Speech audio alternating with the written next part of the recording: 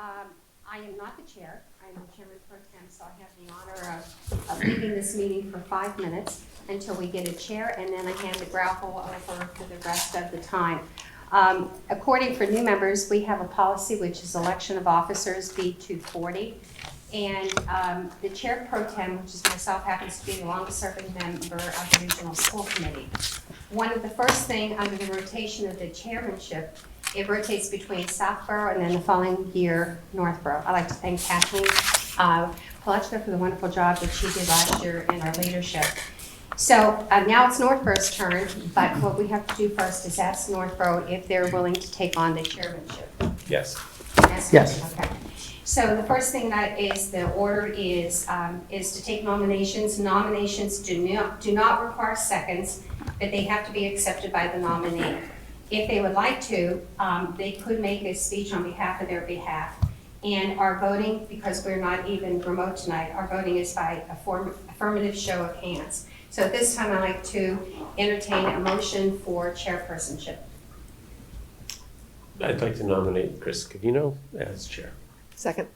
Second, okay, any other nominations? I see no nominations for chair that are now closed. Chris, do you have any statement? No statement, but I accept the nomination. Perfect, I forgot to do that, thank you. And so by show of hands for Chris Covino to be chairperson for 2024 to 2025 as the regional school committee. It's an affirmative. Congratulations, Chris. Thank you for the vote of confidence. Thank you. Unanimous vote of confidence. All right, at this time, I would like to accept nominations for vice chair of the regional school committee. Yes, Joe? Mr. Chairman, it would be a great honor to put in nomination Sean for vice chair. Thank you. Second. Thank you very much. Do you accept the I nomination? accept. All right.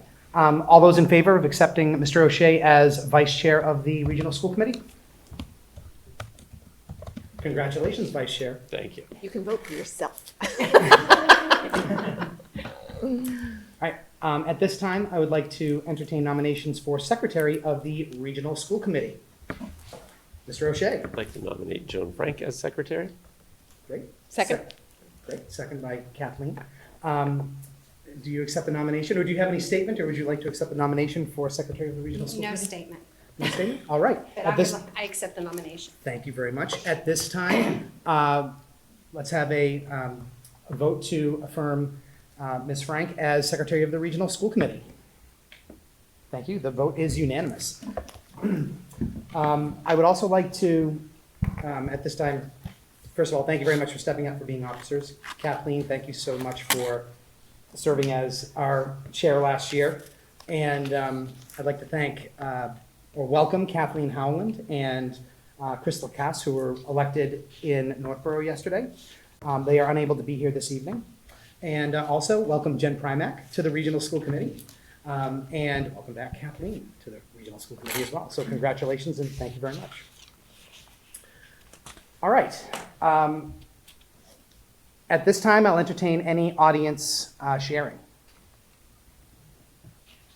All right. Hearing no audience sharing, at the will of the school committee, what I would like to do is move all of the action items that require a vote this evening to the front of the meeting, if it's the will of committees to be able to do so. All right, not hearing any objection, what I'd like to do is move D, new business, appoint the district treasurer and reappoint district treasurer to the as the next item on the agenda. Sure, so I'll provide some context before I turn it over to Becky to give an introduction. Christine Tague has been the district treasurer since 2016, so that was when we were in a bit of a financial crisis. Christine came on board as the district treasurer and has done an excellent job. Christine, she's retiring from her retirement. She was a finance director for the Dover Sherburne Public Schools and has been also serving as our treasurer. She spends winters in Florida, and at this point in time, she'll be kind of retiring and enjoying that part of her life. With that said, that leaves the treasurer position available and open. And this is an essential role in our district in terms of checks and balances, similar to a town. I had the opportunity to get to know the person that we're recommending, Mr. Joe Eckelbeck. He has been the district treasurer in the area for Assabet Valley Collaborative. He sits on the board as the treasurer. I've had the pleasure of watching his work, hearing his reports. I have been very pleased. And I did ask if he'd be interested in potentially taking on the district treasurer role for our district. So that's where Becky began the work. So Becky, I'll turn it over to you. Yes, so Joe came in and met with our team, and we did have a nice conversation about the district, explained to him how our district operates. He brings to us a breadth of experience. Not only does he work with Assabet Valley, he also works with Berlin-Boylston, King Philip, and also a second collaborative as well. So he is well-versed. He is a certified municipal treasurer, which is definitely a plus because there is training that is involved with that every year. So keeping in tune with changes in Mass General Law and the requirements that a treasurer does need to have here in the state. And so we are thrilled to to request that he be appointed as our district treasurer. We do think in our conversations that it's a good fit for our district. Right. Does anybody have any questions or comments at this time? And we can introduce Joe. So Joe, why don't you just come on up? So who's,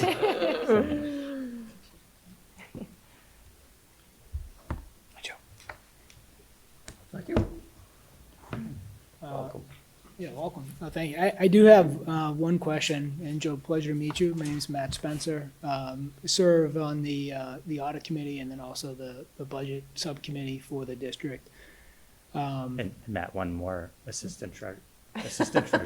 Do I need to be reappointed tonight? We already did. Oh, my role is In done. for So life. at the moment, I don't believe, am I still? I think we reappointed. We did. It has happened already? Okay. Yes. I'm also the assistant treasurer. So, the resume speaks for itself, and I think Becky and Greg did a nice job introducing the experience that you have. I guess the one question I have really, what sticks out to me is, so you serve as a treasurer for 4 districts currently, and then I see you joined Assabet in 2022, and so I'm just interested to see, just like, my question is, how do you see, you have the capacity to take on additional work? I don't know the time commitments that you have relative to the other districts, and what's your interest in taking on another district? Because the experience seems to be quite relevant. I've had a good chance to chat with Becky and her team, and Greg as well, and we've gone over the requirements of the job and how much time it would take. And I estimated based on those conversations, it would be about the same amount of time as Berlin-Boylston, and that would easily fit within my schedule. Does anyone else have any questions? I have one. What would be the date of you starting, and will you be in any communication with Christine to make a transition over? I believe it's July 1. Yes. July 1? Yes, it would be effective July 1, and Christine has offered her assistance in the transition. We'll obviously have to make changes with all of our bank accounts and make sure that Joe is added now to those accounts. So yes, there will be a transition period. There will be, so she will be available to help if there's any questions. Okay, thank you very much and welcome aboard. I'm sure it's going to be an Thank you. affirmative. Thank you. I have one question too. One for Becky and Greg. Can you remind us what the role of the treasurer is as it relates to your role? Sure, so the treasurer, and Joe, you can jump in too because you're you do it in other districts, but he would be overseeing all of our finances. So he is the signatory on all of our accounts. He's also balancing cash with our financial coordinator and our accountant on a monthly basis. He is the only one that can actually go out to bond for us. I'm trying to think, it handles many different roles, but it's really like an overseer of all the financial functions of the district. And I would just add that he's independent from the finance department, so he's an important layer of checks and balances that happens within our financial team. I will note that Christine saved us a whole bunch of money on bonds a few years ago, so feel free to do that. In this market, that should be good.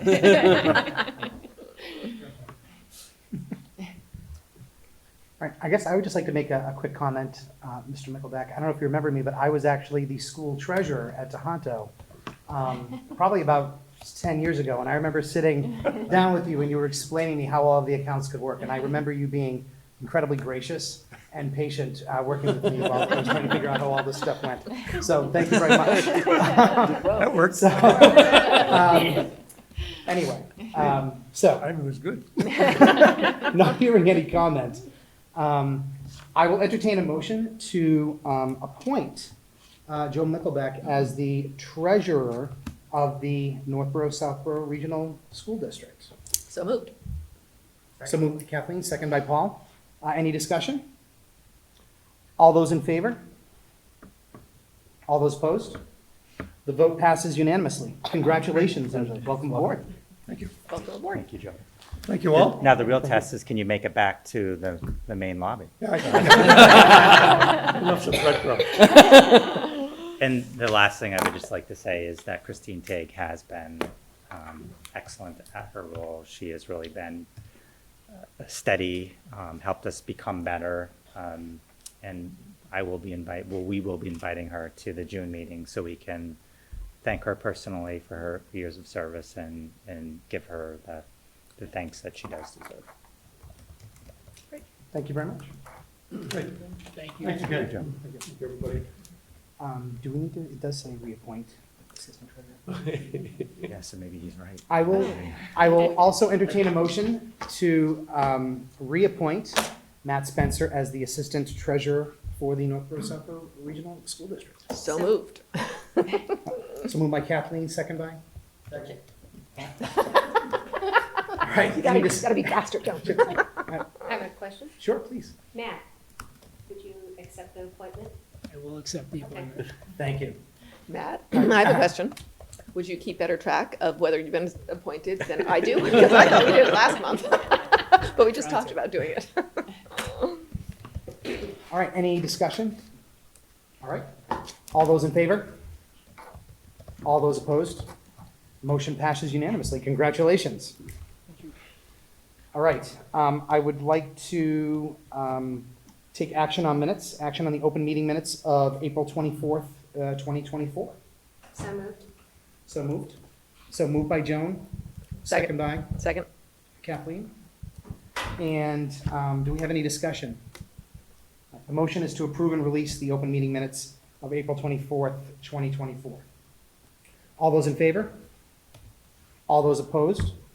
All those abstaining? One abstention. The motion passes with one abstention. Thank you. All right. The next item on the agenda is this is item C, educational policy. Approval of Best Buddies Student Leaders and Advisors overnight field trip to the Best Buddies International Leadership Conference at Indiana University in Bloomington, Indiana, July 19th through 22nd, 2024.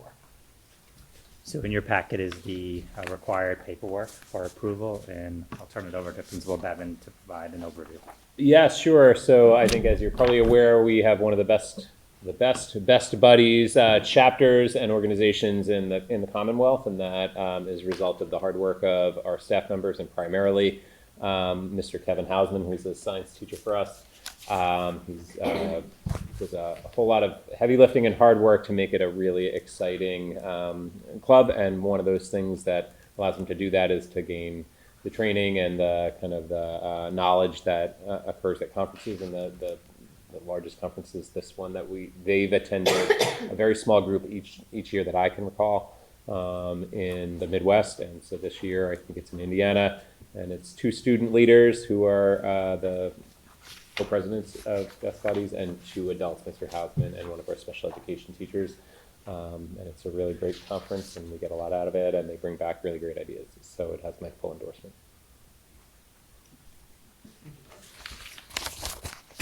Are there any questions from the committee?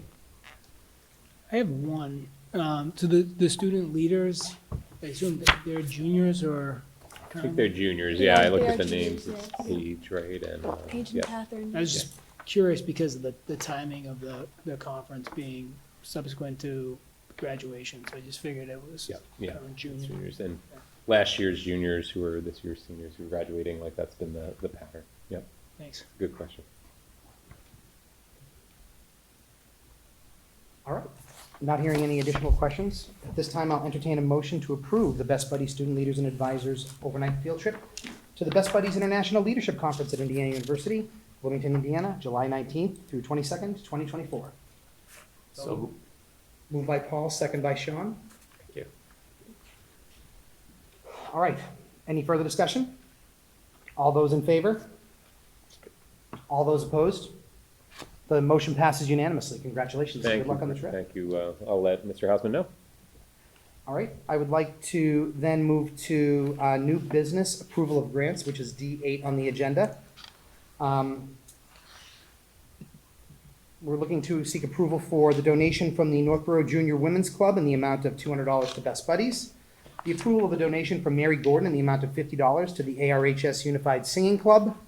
And the approval of a donation from Wegmans in the amount of $300 to help celebrate Teacher Appreciation Week.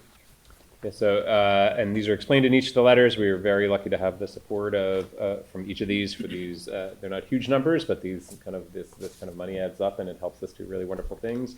And I can specifically spotlight Wegmans answers the bell when we call them once in a while to say we're thinking about doing this thing, and they donated $300 for us to celebrate our teachers, and that was really well received, of course. So this is thankful for their support. Thank you very much. And thank you very much to those individuals that have, individuals and organizations that have made donations to our district and our school. And can I just add one comment, and that is the Algonquin Parent Teachers Association Teacher Appreciation Week did amazing work, and I think teachers felt really appreciated by the thoughtfulness of how they honor teachers.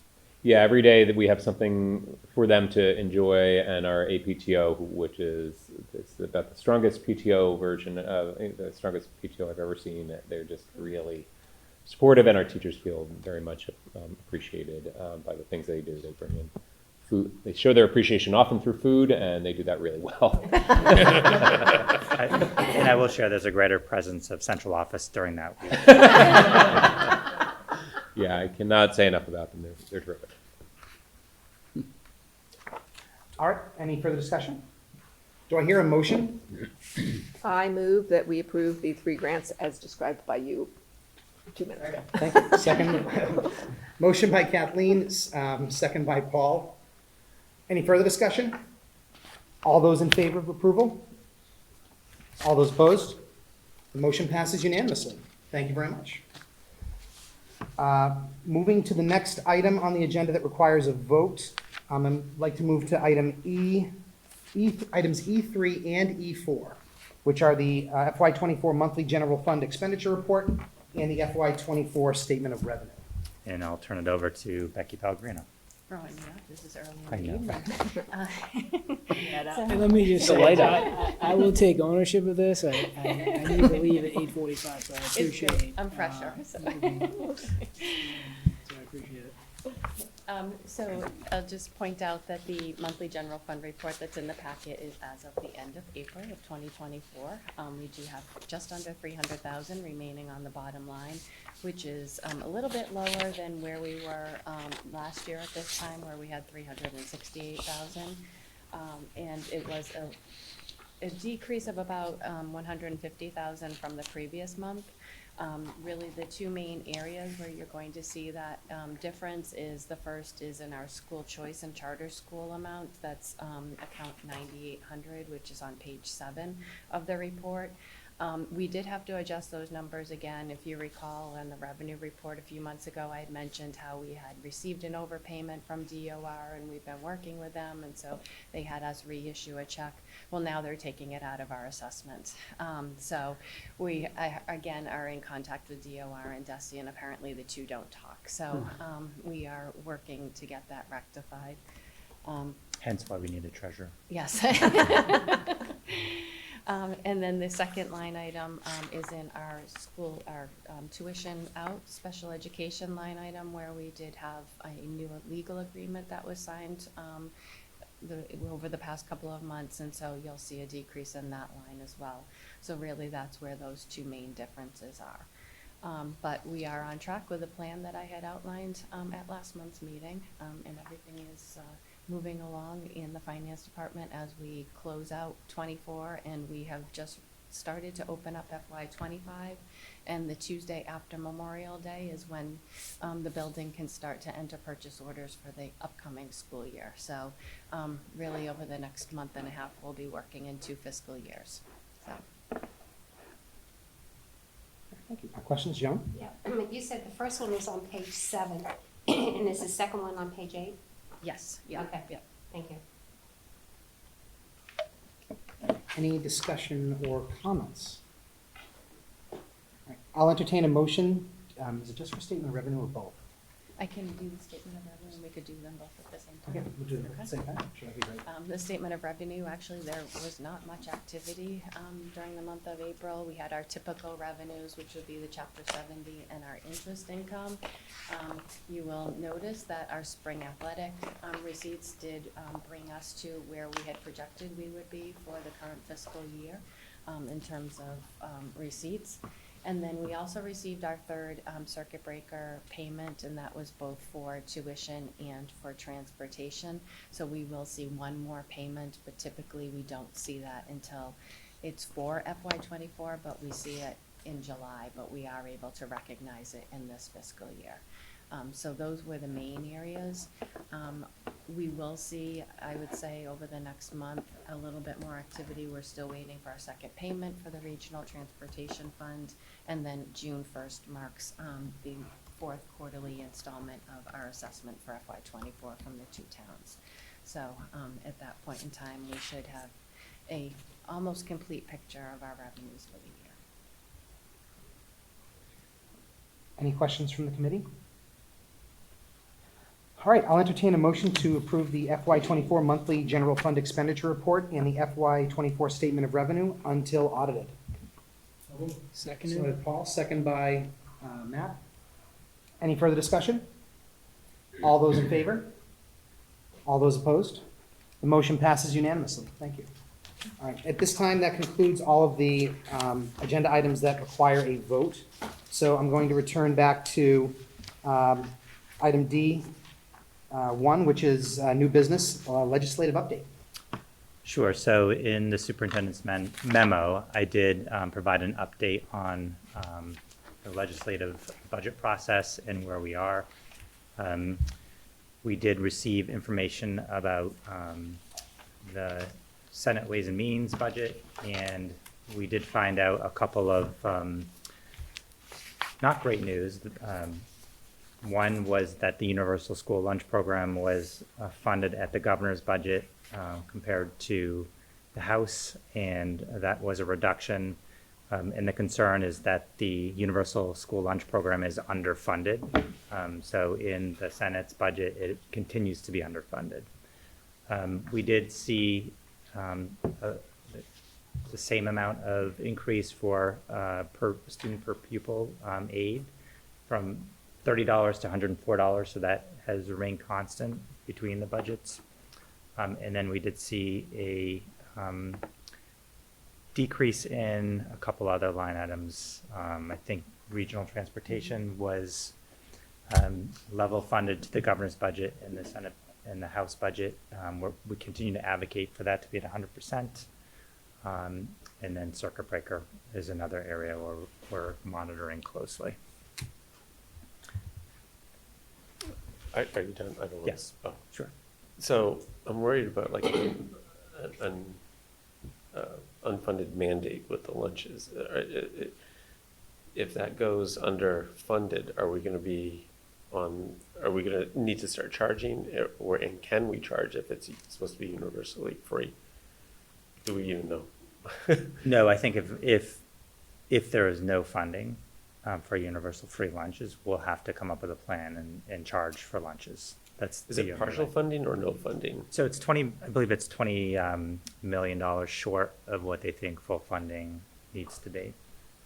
So I do know 2 years ago when we had universal meals, there was a point in, I think it was April, where they were anticipating not having the funding to complete the year, and there was an emergency approval of funding. So this is the same type of situation. I think April, May, we could get to a point where we would have to make some decisions. Any additional comments from the committee? I actually share the same sentiment as Sean. The fact that this started off as a federal requirement and the federal government dropped its requirement, and Massachusetts picked it up and fully funded it last year.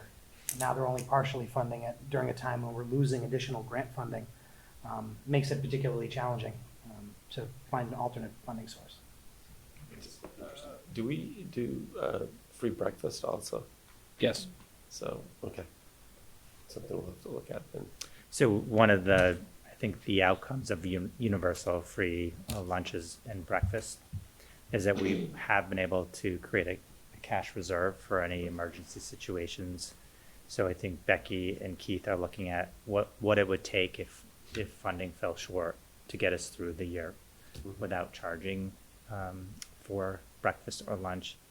And we'll put together a plan depending on where the budget falls, so that we have a plan for the year of how to fund it. Perfect.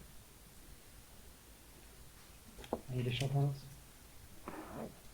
Just one question. This sounds to me like something to communicate to our legislators, because, I mean, I can see this should get worse over years, just like the transportation that our guys have, so.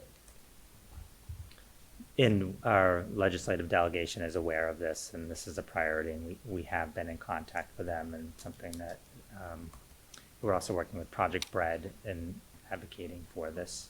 They support fully funding the program, and the good news is the budget process is not finished, so hopefully this will change between now and the final budget. Any additional comment? All right, moving on to item 2, Applied Arts Department presentation. Sure, I'll turn over to So Principal I'm going Bevan. to invite Mr. George Clark to come up. Cass, if you can slide a little bit over. I'm going to have Mr. Clark join us here. No, maybe if you can slide in the other direction. So thank you. So Mr. Clark is the department head of the Applied Arts Department, which is, by its very nature, is a place where he has to wear many hats, and the Applied Arts Department has many features. So he's going to talk us through it. So Mr. Clark. Hello. So as Sean said, I'm George Clark. It's my 28th year here at Algonquin. And when people ask me where I teach, I'm always really happy and proud to say Algonquin Regional High School. And as I'm pretty sure you all know, this is a great school with great students, great faculty. So I want to start with that. So I want to start out here by just explaining a little bit about who we were, some names and faces. I'm not a Mac person, so I'm going to use my notes You're here analog. instead of trying to figure out how to get to the presenter view here. So we have one of the largest business programs in the state. On the left, we see Mary Beth Pappas, and on the right, we see Nikki Rufo, a couple of our business teachers. We offer 23 different business classes. We see John Cahill on the left and Chrissy Norman on the right. Kathy Griffin on the left and Chris Ferreira on the right here. And so these are our 6 business teachers, and between them, there are 96 years of teaching experience here at Algonquin. Dan Forehand here is a longtime computer science teacher and programming team advisor. Susan Muse is ducked down in the middle on the left-hand side there, in between her preschool students and some of her high school students. On the right, we have Spisha Geiges, who teaches the culinary arts nutrition classes. And last, we have Dr. Bruno Nucilia on the left, and yours truly on the right. So one of the strengths of our department is we teach a large number of classes. Tried to fit them all on one slide, but it was unreadable. So what do we do, and what makes us special? So we're the Applied Arts Department, so we teach hands-on practical classes.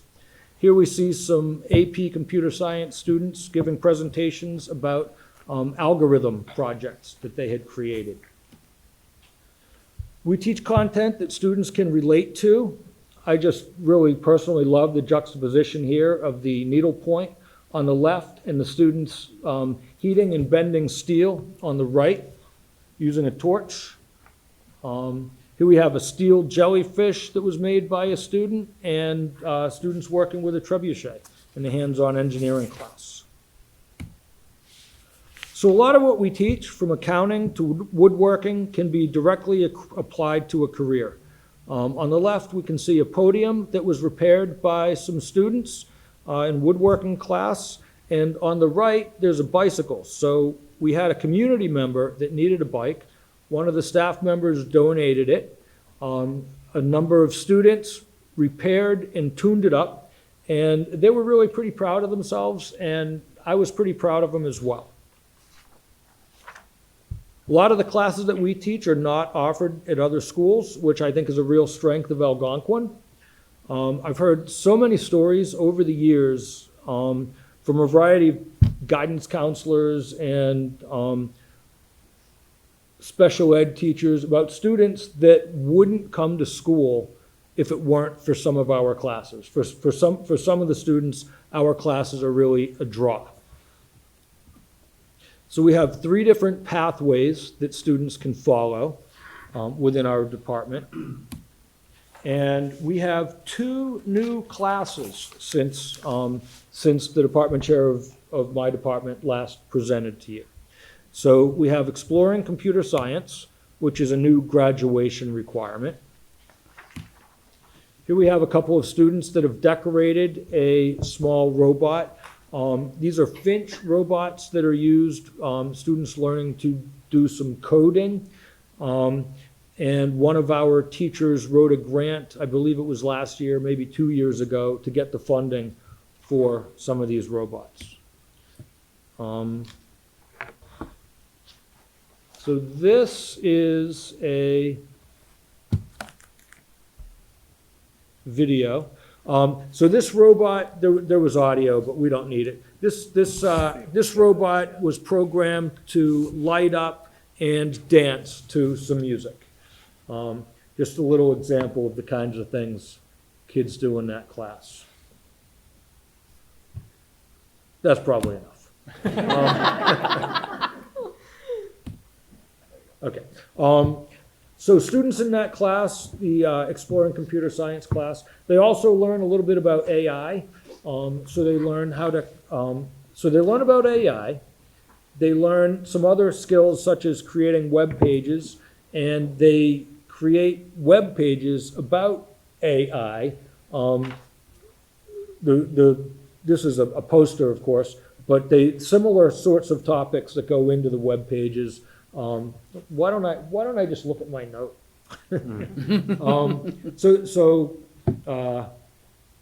Yeah, I guess I covered it. All right, we also have a behavioral economics class that was new last year. That's an interdisciplinary class taught by Nikki Rufo and Christina Smith, who is a social studies and psychology teacher. And I asked the question, to my colleague Nikki Rufo. I said, Nikki, what is behavioral economics? And so Nikki explained to me that economists used to assume that consumers were rational decision makers. However, we know that we make many irrational decisions. And we also know that advertising is increasingly targeted to individuals and personalized. And so in this class, they study the cognitive biases and learn tactics for making better economic decisions. And so this is a graphic produced by students in the class about how companies try to convince us to buy more than we might actually need. So we have large number So of... can I pause you there, Mr. Yeah, Clark? So sure. one of the things that is hard to really capture here is in the Applied Arts Department.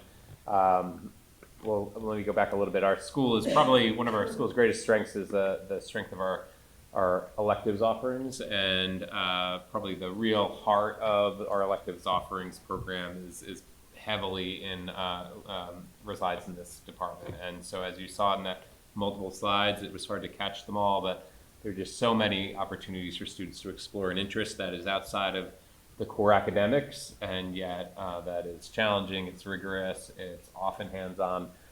So in a school where electives is really one of our really shining and most proud features, this is a department that excels and offers the absolute most electives than any other. So it's a real point of pride for us, and something that I think, if anything, Mr. Clark doesn't have the time to spotlight as fully as possible. But so just continue on. I just wanted to just make a point that electives and the role they play in our school and how that role is really met by your department.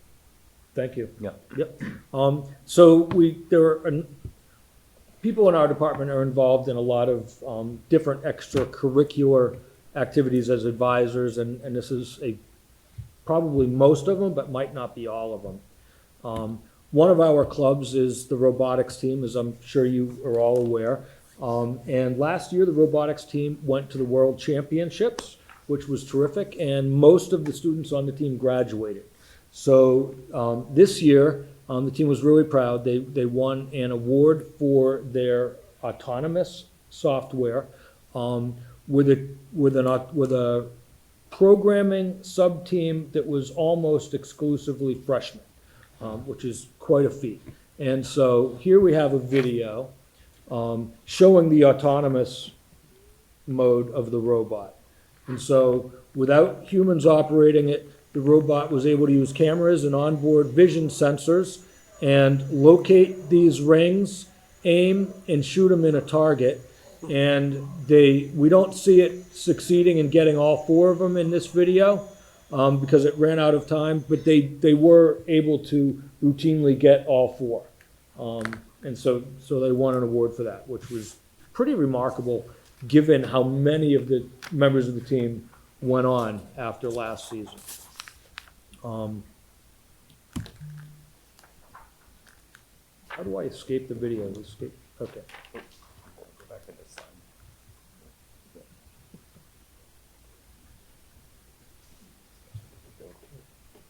You're gonna be a Mac user before you know I it. am. So I wanted to highlight some of my favorite things. These are some really wonderful things that happen in my department. And Algonquin, as I started out by saying, it's a great school. There are great things happening all the time. I know several of you were at the opening of the art show, which blows me away every year. So many talented kids. But I wanted to highlight some things within my department. This one, I was going to cut it out, but look at that cake. I couldn't not. And these students are so proud. So I included it even though I had intended to cut it. Here are some pictures of a field trip. So Dr. Nasilia led a field trip for the hands-on engineering class to Northeastern University in the fall. And so our students, pictured here, watched while senior electrical and computer engineering students presented their capstone projects, which was really a great opportunity. And so these students were able to mingle with the Northeastern students and ask them the questions. Dr. Nasilia is a graduate of this program and a longtime judge of this competition. Some of our students went to Gillette Stadium a little while ago, and while they were there, the Gillette marketing staff gave our students real-world scenarios, and the students created a marketing plan, then presented it to the marketing staff at Gillette and got feedback. Our social media marketing class sent this out on Instagram as a teaser for Teacher Appreciation Week. And here we see students, so it was intended to be something we wouldn't really be quite sure what it was, just a teaser. Turns out that it was bookmarks. Here we see students assembling the bookmarks in the class. And here's a finished one and a couple of happy teachers that have received the bookmark. And so this is just one example of how our classrooms extend beyond the walls of our class. Our classes extend beyond the walls of the classroom. And so right now, we're in the library and there are these trees decorated around the room. This was a contest put on by the library staff. You decorate a tree with inspiration from a children's book. And so our early childhood education classes put together these trees inspired by children's books, and then they brought the preschool children down to see them. Students, so those are two-dimensional and they're difficult to see. They're on the other side of these columns. This one is the urban gardening class, which is in this back corner over here. Students in this class wrote their own books. One group produced a video. But this is the one I really wanted to focus on. You can see it over here. So our classes in the Applied Arts and Technology Department, more so than many of the other classes, incorporate students from the TLC, NEC, and RISE programs. And so these are differentiated learners who each access the curriculum in individual ways substantially separate from the rest of our student population. Some of our classes are the most popular in the building for those kids.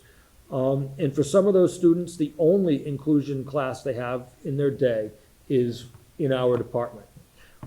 So our fashion, design, and retail class is co-taught by a teacher from the TLC program. And so the students read the beginning of a book called Fancy Nancy. Then they drew what they thought Nancy's dress would look like. And we can see on the left a drawing of Fancy Nancy's dress. Then the students voted on their favorites and created these full-size mannequins, or dresses on the mannequins. For some of the students, they needed to be provided line drawings to color. For some of the students, the full-size mannequins were overwhelming, so they worked on miniature mannequins. For some of the students, working on their fine motor skills was their primary objective, so they assembled these flowers. And so I've walked into that classroom a number of times, and when I walk into that room and I see those students mixed together, feeling good about themselves and supporting each other, and it is just really a heartwarming thing. And we have so many things in my department that really make me feel good about being a part of it. I frequently pop into the preschool. It's magical seeing the high school kids working with the younger students, the preschool students. I want to finish with this here. This is lifted right out of Sean's A Week Ahead.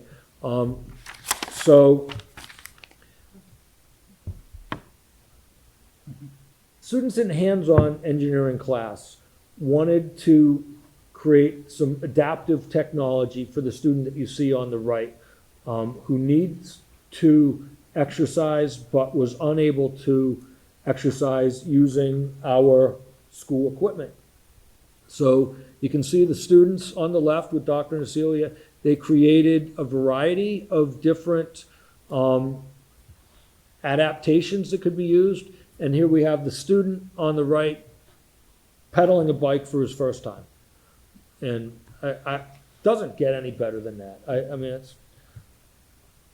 it's meaningful to me. I happen to be just cutting through the fitness center when this was happening, and this is this student has been a member of our community for the 4 years I've been here. The young man in the blue shirt on the bicycle. He's never been able to use our equipment, and then Dr. Nasilia came up with this as a challenge to his students in hands-on engineering. They took measurements, they developed prototypes, and if you can kind of see it there, each one of those has some similarities to each other. And he and the young man Kevin tried out each one of them, and he came up with which one was his favorite, and which just met his needs the best. And that was the first time he was able to use that recumbent bicycle. And so that item he's sitting on there is now a part of what we store it in the fitness center or away from near the fitness center, so he can use that when he accesses the fitness center as part of his physical education program. Thank you. Yeah, no, it was excellent. And thank you. Thank you for your support. Thank you. Anyone have any questions? Joan? Wow, you blew me away with this presentation. And I can see how the kids are so supportive, and the enthusiasm from you, it filters down. And these are wonderful things that you have done, which are amazing. Going back to one slide, I have one question but other comments. Is one of the first slides that you had, and you talked about the different courses that you offer, and as I say all the time, I wish I could come and audit a class. I know what programming is, but what is Python programming? It's a programming language, and I can't claim to be able to say more than that about it. So it must be a higher level than just the simple programming with using the word Python? No? Okay. All right. It's more, my understanding of it, having friends who've taken it, is it's kind of a different type of coding. So there's some students that are going into computer science in the future. So learning Java, learning Python, learning different types is really important to them. So rather than taking a mixed course with lots of different types, they can choose to focus on one in particular and really take that course to really expand their capabilities in it. Wow, thank you very much. Thank you. Thank you. Hands-on. Thank you very much. What I really liked was also that you talked about how the teachers go in and support other programs, and they may be advisors. And when I looked at the different advisors, what was very impressive is that you had unified DECA, track, basketball, and even the color guard. Mm-hmm. So thank you very much for doing that. And I think the last slide even exemplifies that, where we're teaching the whole child, and children have to, these young adults, not children, have to learn to get, help each other, and I can just see wonderful things going in the future, and these young adults being forefronters and innovationers. One question I have is, as a former reading specialist, I loved the things that you had, where you had, and I wondered last month, why these things were up here, with the trees. I like the idea of the chicka boom boom. You had the goodnight moon. Yep. Fancy Nancy, you did a better job than I did for my granddaughter, because I try to put a Fancy Nancy together, and I think yours is better. So I'd like to buy that one. But is there some way that, if the students are not going to be taking these, is there some way that these could be donated to the elementary schools? The trees? The trees. I mean, I don't know if they want them, but I think it would be really wonderful for some of the kids that we have the reluctant readers, or someone who wants to do it. And I know this might be really hard, but I think that the elementary students really look up to the high school kids. They're going to be here someday. They go to the sports. They have the mini Titans and all that.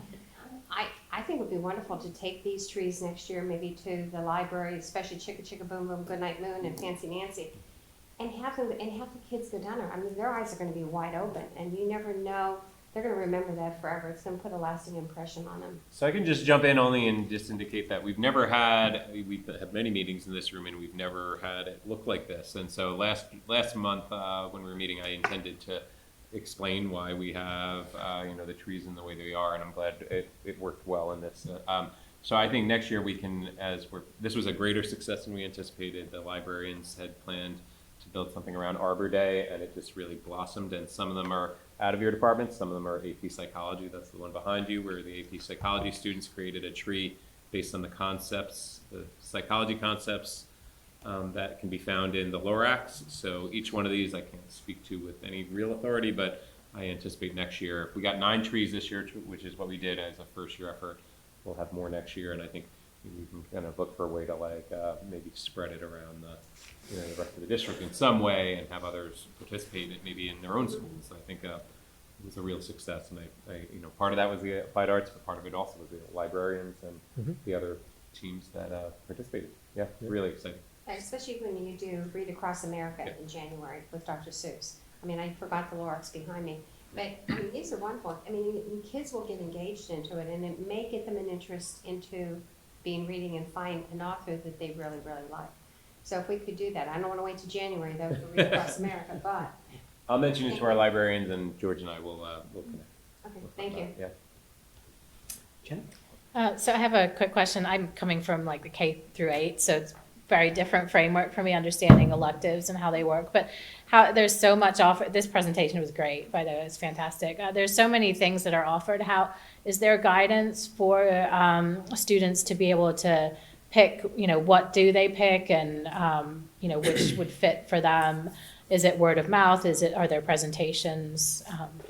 I'll tackle into that, because we were talking ahead of time about your presentation last year about the sampling, or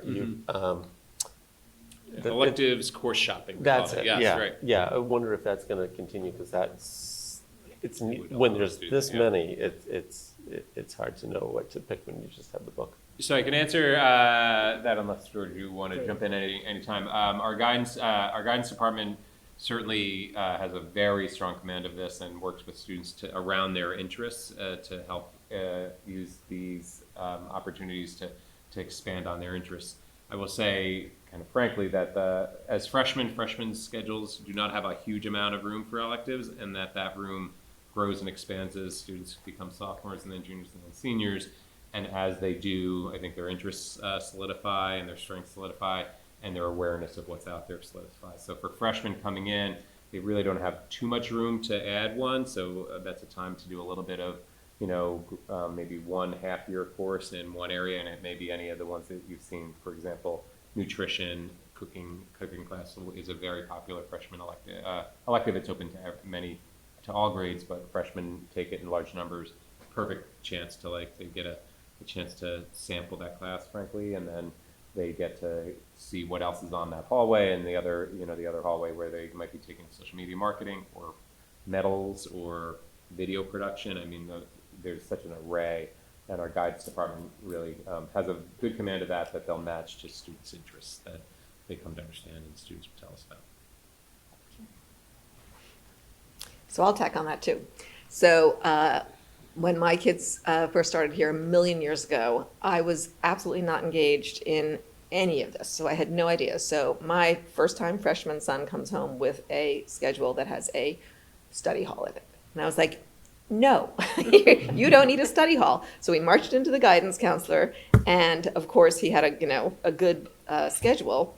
So the only electives that were available in his study hall time slot was, I forget what one was, and early childhood education. And so I said, guess what? You're taking early childhood education.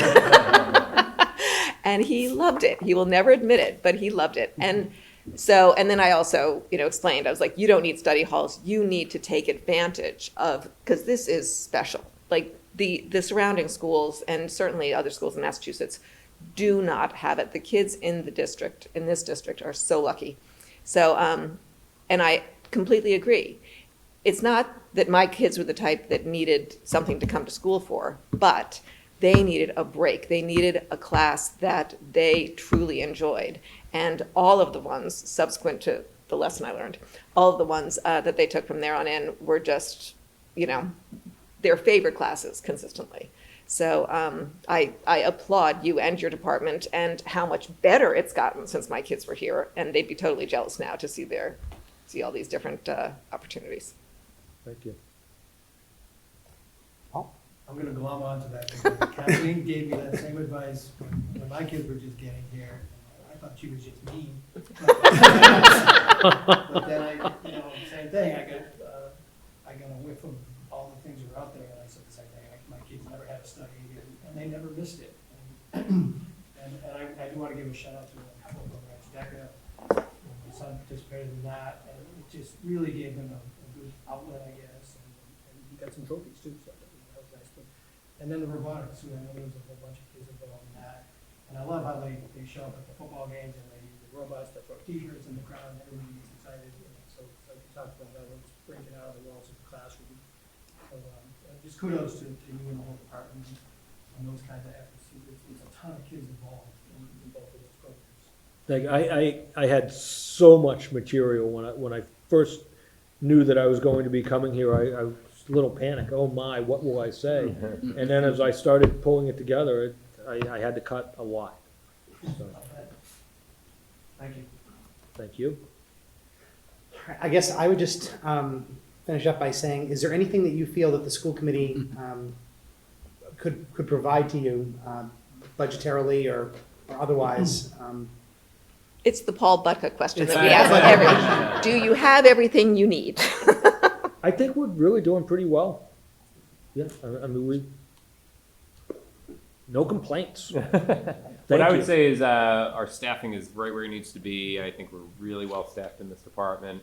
I think in your department there's a lot of consumable goods and also heavy equipment, and there's a whole wood shop, there's a metal shop. So, keeping those things in good working order and ordering them, new ones is something we just keep a close eye on. We maintain them really well, and so I don't think there's a need currently, but we're always watching for that. A new table saw is not a cheap item on the industrial level. So we do it. I think we're.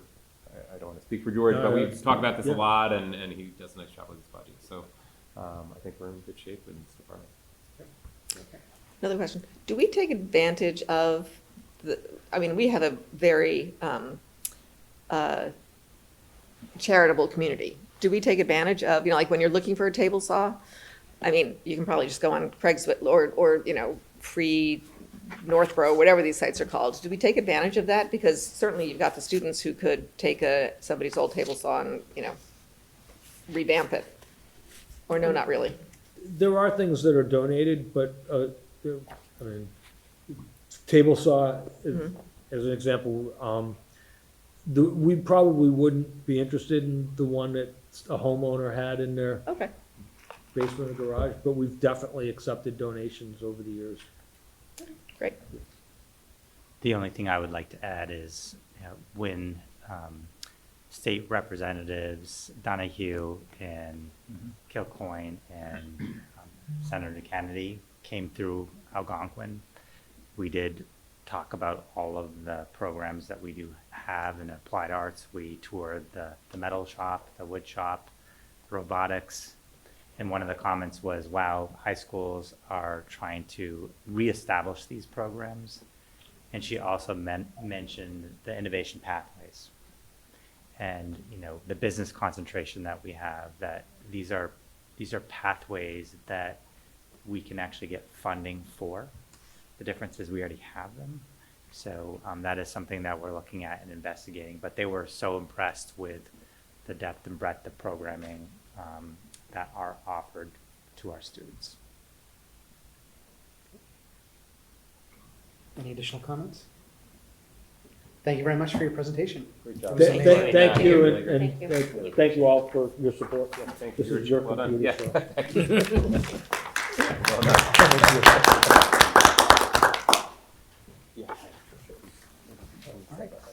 Next on the agenda is the social emotional learning presentation.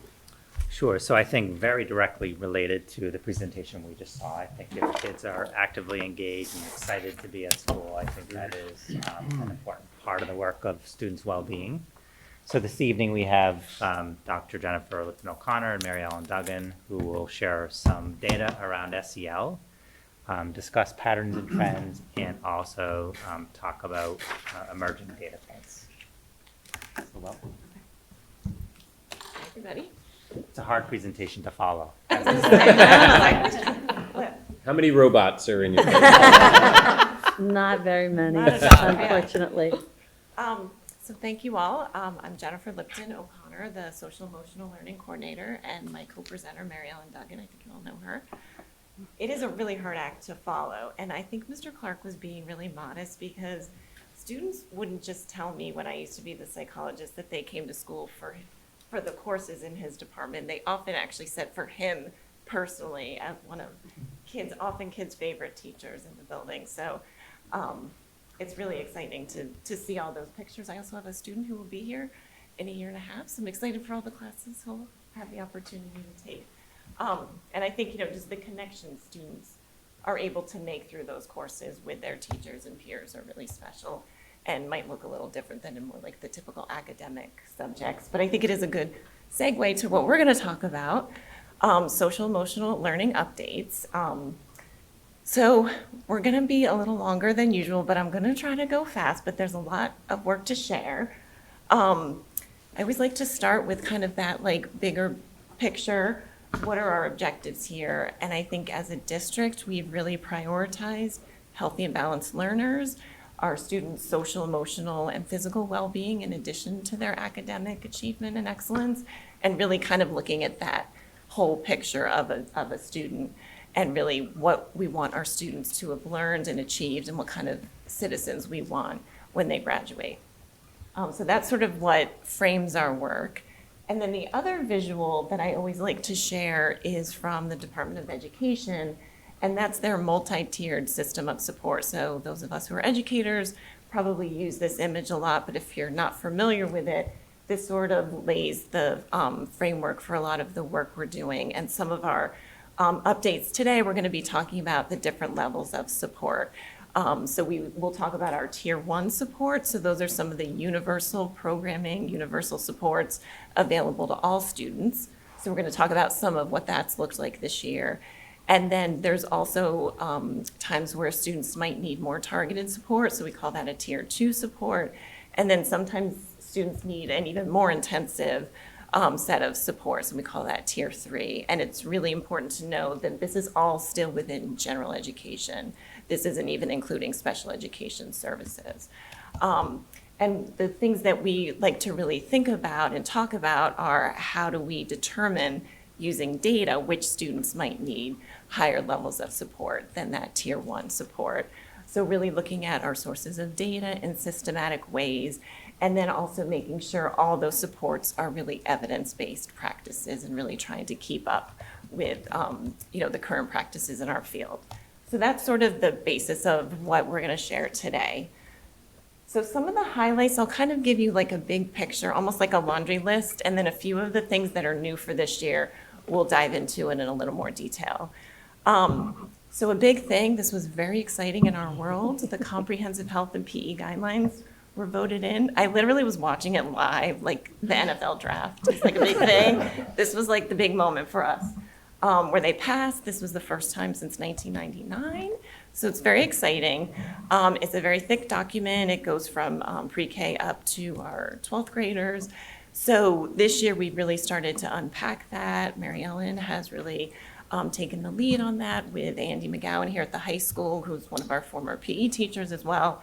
And we've had a lot of conversations really trying to unpack those guidelines. So that's exciting. We've also just completed this year our third round of doing a universal SEL screener. So that's been for our K to, actually even through our CAP students. So really all of our students, K and up, are rated on the same screener. And that's really been able to give us some nice trends in our data, and also try to identify any other students who might need some additional support as another source of data.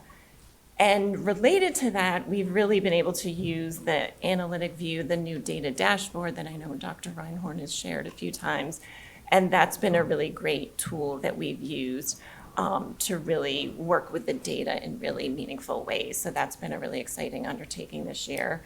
And part of that too is collaborating with student support services and really going back to that MTSS model and really working myself in collaboration with our student support team to really try to make sure that we're using data, we're following best practices in terms of, social, emotional, behavioral supports for students. We also have a youth wellness coach this year to help us with our substance use screening, so I'll get into that in a little more detail in a second. And I want to share I think we teased it a little bit last year, the implementation of the suicide prevention program here at the high school. I'm going to share a little bit of data about that. I think it was a pretty big success, I would say, this year.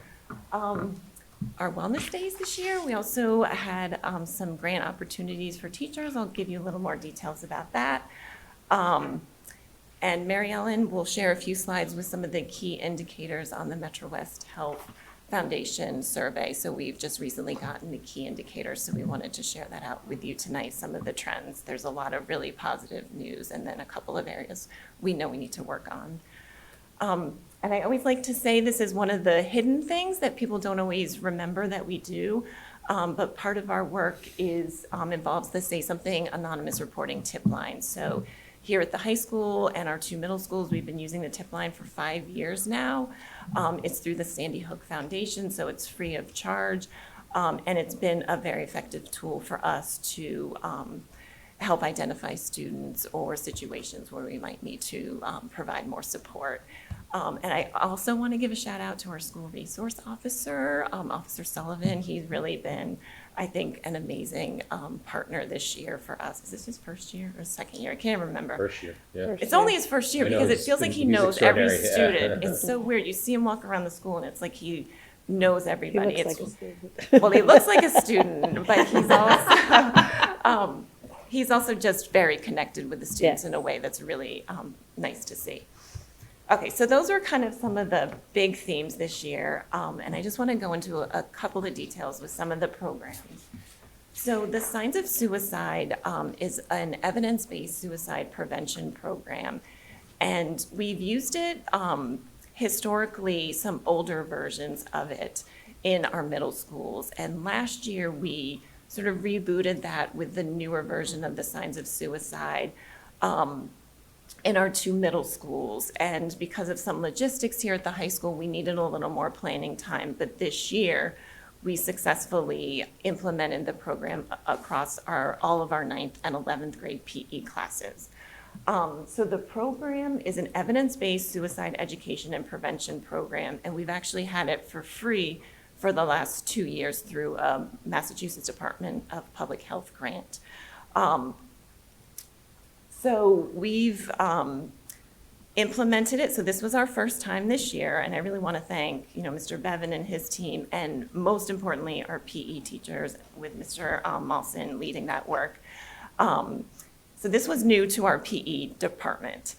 This was a little bit outside of, their normal comfort zone, I think, and we really worked hard in collaboration with our PE teachers and our counselors and myself to really be careful in how we implemented this program so that it worked for students and our staff. So the way the program looked was during one PE class when you're in 9th or 11th grade, during one PE class where you know about in advance, you go through this program, and it's a set of little short videos with some guided discussion questions. So I actually was one of the people giving the lessons. I think we had about 30 classes between all of the 9th and 11th graders across the 2 semesters, and I probably participated in about half of the instruction myself. Part of it by planning, part of it because we had a COVID outbreak in our staffing during it, so I was sort of on deck. But I think Mr. Bevan and I had a plan to sort of over-support the program on the first time we did it, just to make sure that we had enough people. So 9th and 11th graders participated in this program. It was co-led by either myself or one of the counselors here, the adjustment counselors, and a PE teacher. So over the course of this school year, over 500 students participated in this program. And so of those students, the Signs of Suicide tells you to expect about 10 to 20% of students to need some kind of follow-up, and I'll explain what that looks like in a minute. And we fell right within that range, about 15%. It actually ends up usually being more for the younger grades than for the older grades. I think developmentally that makes sense.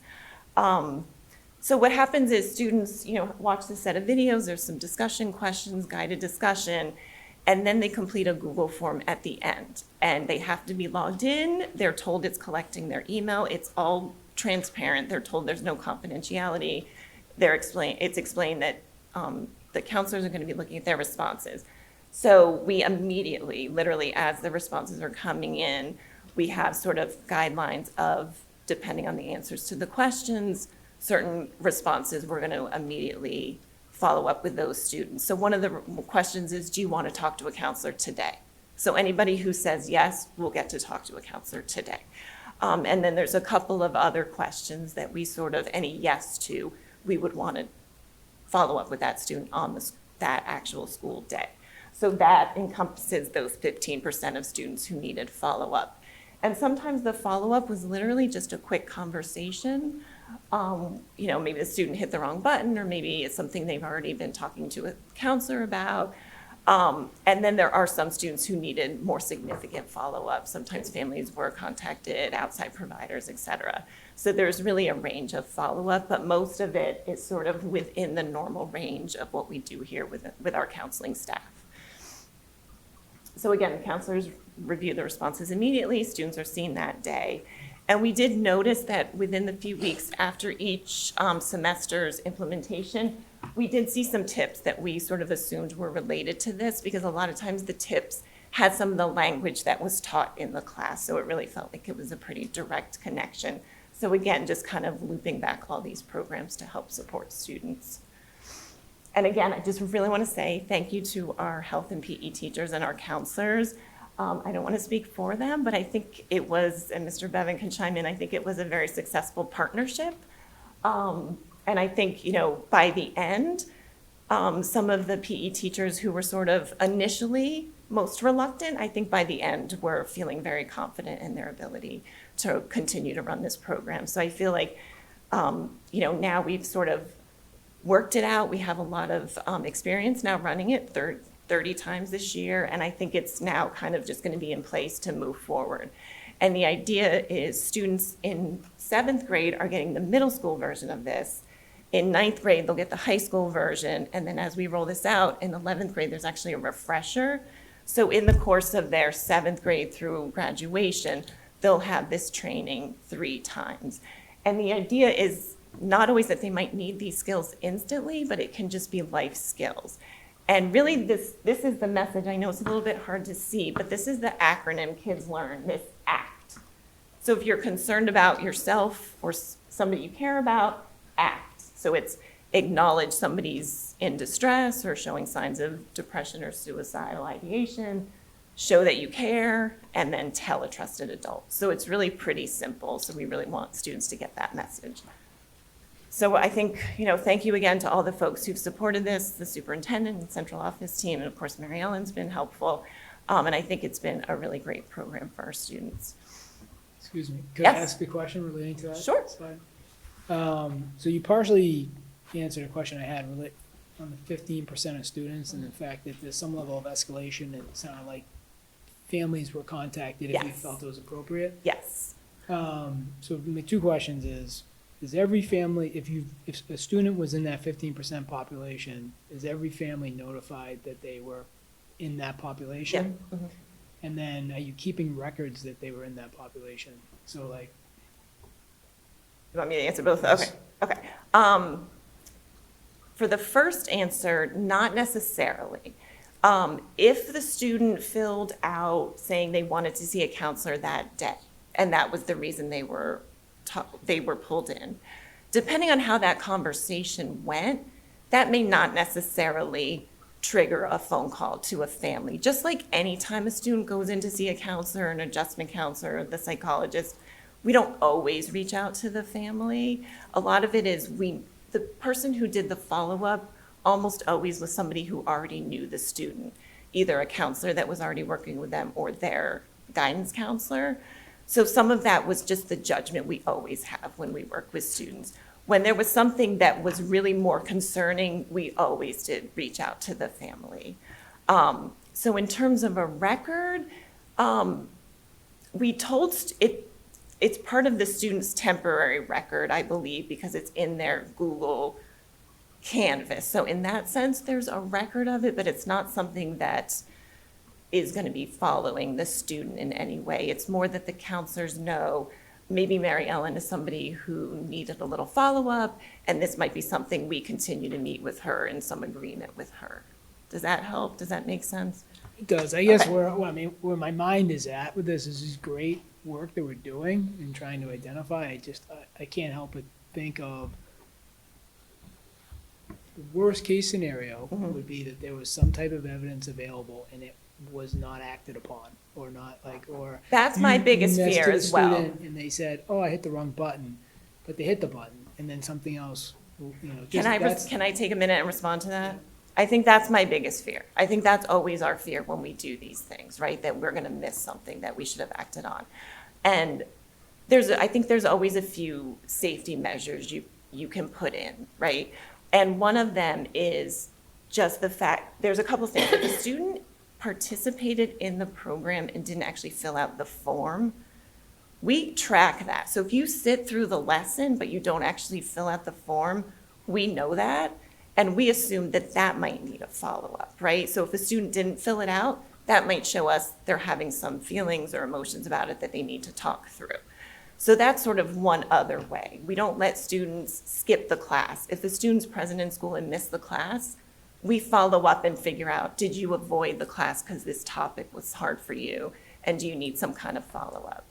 So I think, our counselors here are really skilled in this like safety assessment, safety screenings with students. We do those things a lot. They're very hard and they can be very stressful. But those are things that I know Mr. Bevan and I, when we talk with our counseling staff, we always err on the side of telling parents. And when I meet with the counselors, we always say it's better to err on the side of breaking a student's privacy or that confidentiality with the student to tell the parent. And these forms are actually in Canvas. They're on the student PE Canvas page. Parents are notified in advance that the program's happening through Mr. Bevan's Parent Square. Do you have a freshman or junior? Freshman. Okay. So hopefully you got the notification, you got the opportunity to opt out of the signs of suicide, which some parents did. Students could also opt themselves out. So I think there's a variety of ways. I think when you're talking about, 500 or 600 students, there's always a lot of ways we want to try to catch students. There's a lot of ways, but we still know there's always possible ways we're going to miss students. And I think that's where it's that community effort, right? Where us as the adults are trying to see, are there students that we're concerned about? Peers, we're always trying to get peers, right? That's the point of this program too, to identify in each other. And then I think just family members, community, that we're all in this together, that it's not just, this one program is not going to, solve all the problems in our society. But I think it's one piece of the work. Does that help? Yeah, no, Okay, it's okay. thoughtful. Thank you. And I think the levels of follow-up are different also. There's some that need to be seen immediately, some depending on the answers they gave, some by the end of the day, and some sometime in the next few days before the end of the week. Right. So, but depending on the, There's sort of the level of it, immediate yeah. one, and those are the ones like we don't leave. We do all of this in the morning because of our rotating schedule. We plan it so that all of the classes are in the second or third block of the day, because that's when students are most alert. And then we have the whole rest of the day to like catch those students who maybe we need to follow up on. Could I just add to that? Please. The signs of suicide, as it states in the second bullet, is one PE class. So this is one kind of micro, the work that we do at a micro level. There are many other things, as you Yes. mentioned. So I don't want to overemphasize that this is it in terms of the work that we do in this topic. And part of it is really, like you said, the ACT, educating students about how to respond, what to do if Yes. someone tells you something Yes. that is concerning. Absolutely. And I do want to say, I'm always careful to not have statistics that could identify certain students, but of the 15% who needed follow-up, over 85% of those students were already being followed. And I mean that by either they were on an IEP, on a 504, or already had a counselor assigned to them. So it's showing that this is already, a lot of the students, if it was a Venn diagram, right, there's a significant overlap. So it's identifying students who we've already done a pretty good job of identifying. But I did do that analysis. So it wasn't, there are always students who surprise us in these screenings, and that's a big reason why we do these, right? Because even if this catches one student, to me, it was worth it, right? But of the ones that needed follow-up, most of those were already on people's radar, if you will, or already getting support. I will just add in one little thing if I could. This is a program we used in the district I came from. We had been using it for 7 or 8 years when I arrived here, and we just found it to be very, very helpful. And the way it's designed and the way we're implementing it, a student will never go more than 2 years without having a conversation about the topic of suicide as a prevention strategy that kind of permeates the whole community in a way that's very healthy. It kind of we're in a year where this is the first time we're doing it, so it feels novel and we have a lot of questions about it, but you get to a point where it feels very healthy that we're communicating about it in a very healthy and proactive kind of way. And that's somewhere where we'll be very quickly, because to your point, we'll have students trained in 7th grade, 9th grade, and 11th grade, and it just is a topic that they're used to communicating about that is different than when I grew up, and many of us probably did. Okay. I'm going to keep going. Thanks for the question.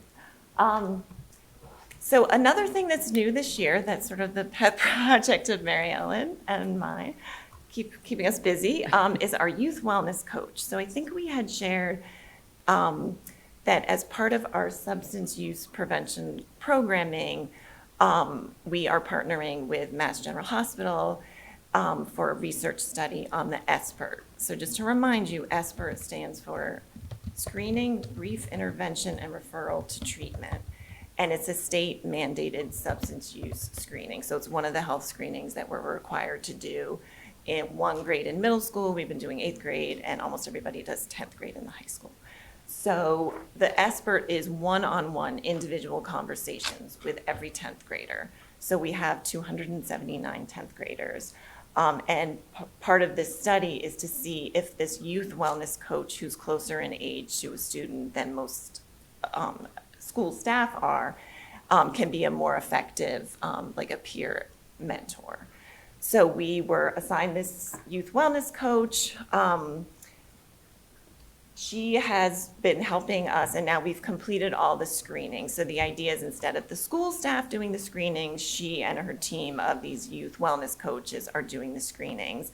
And there's also this longitudinal study, which has some similarities to the Metro West Health Foundation study, but this is actually a way to look at some more longitudinal data that's actually multiple surveys in a year for a 5-year period of time.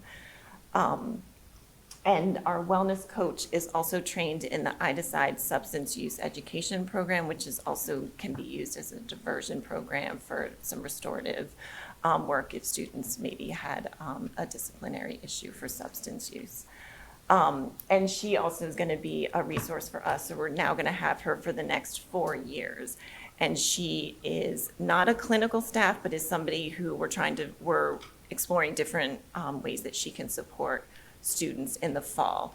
So if you think back to that chart with the tiers, our SBIRT screening is like the tier 1 support, and now we're trying to explore different like tier 2 and tier 3 interventions that she can provide for some of our students who are either at risk for substance use disorders, are already struggling, or also just need more like some motivational work with an adult. So she's another resource that we're going to have for the next few years.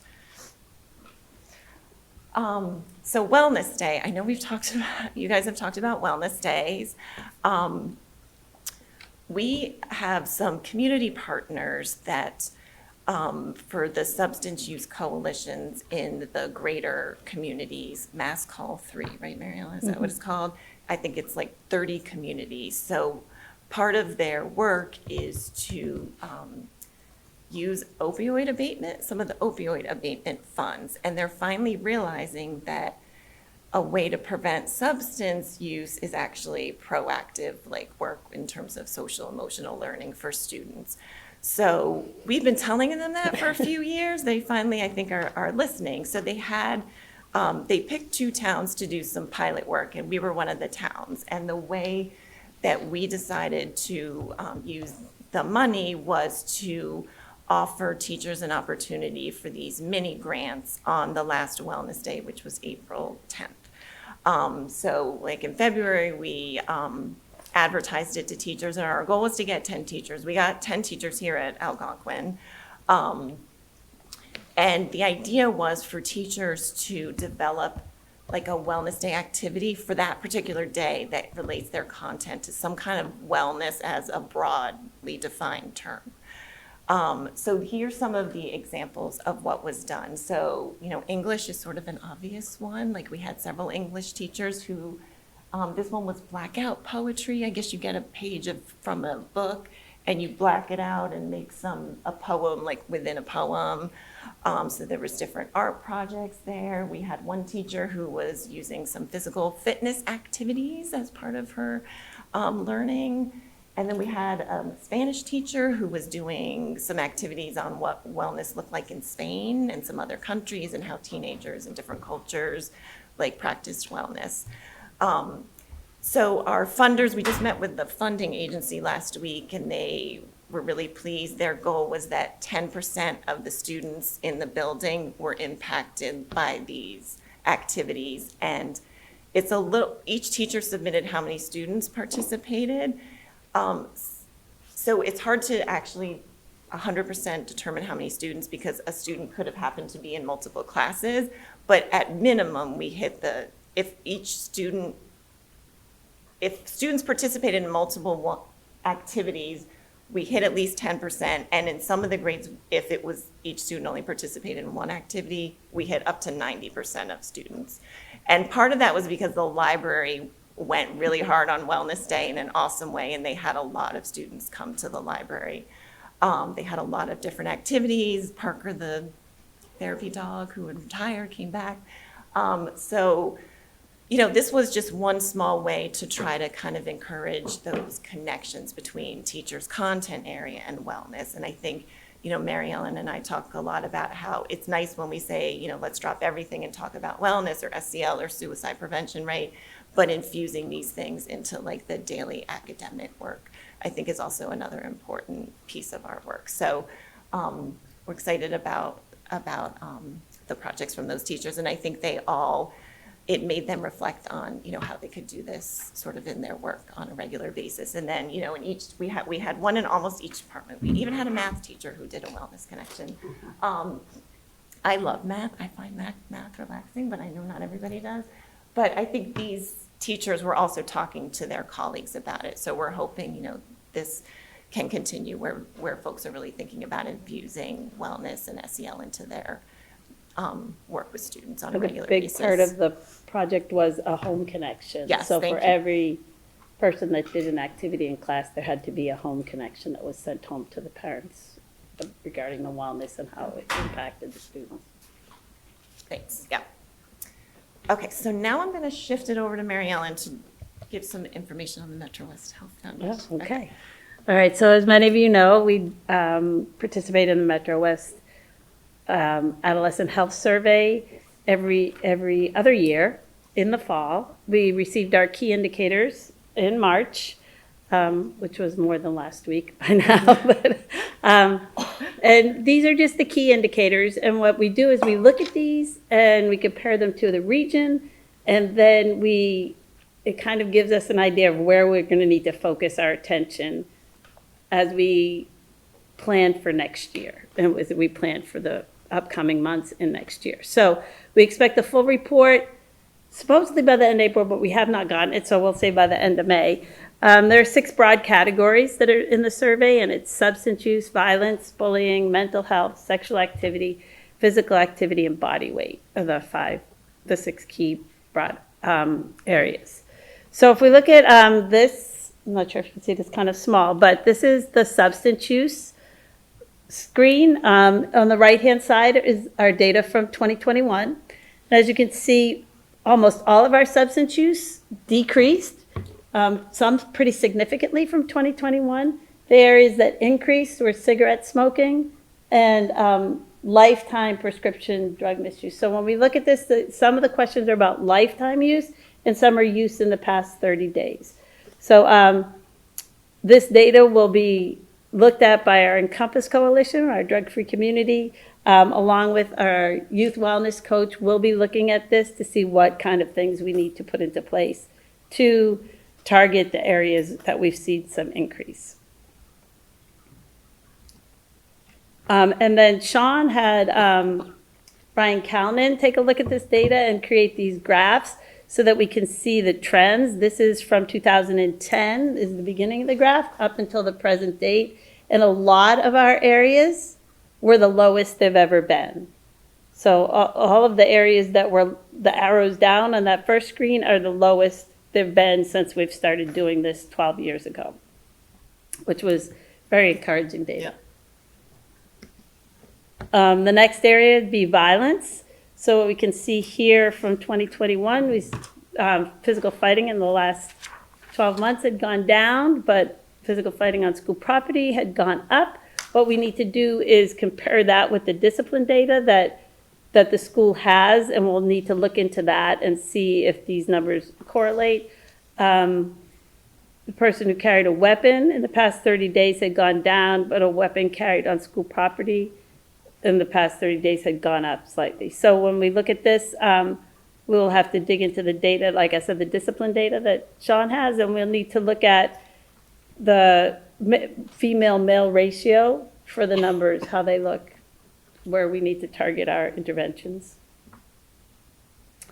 Bullying, victimization, all of these had gone up in the past 12, these were all in the past 12 months, so that will be an area of focus for the upcoming year when we plan this summer and plan what our strategies are to target these and what interventions. And we will be looking at the female-male ratio, as well as it's also divided out into grades, so we'll look at that and the longitudinal data from the past.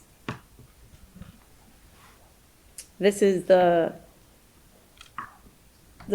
chart graph that Sean had made from there from the beginning until now, and as you can see, it is trending up a little bit from the past years, but it looks like it's pretty stable all along. Of slight increases.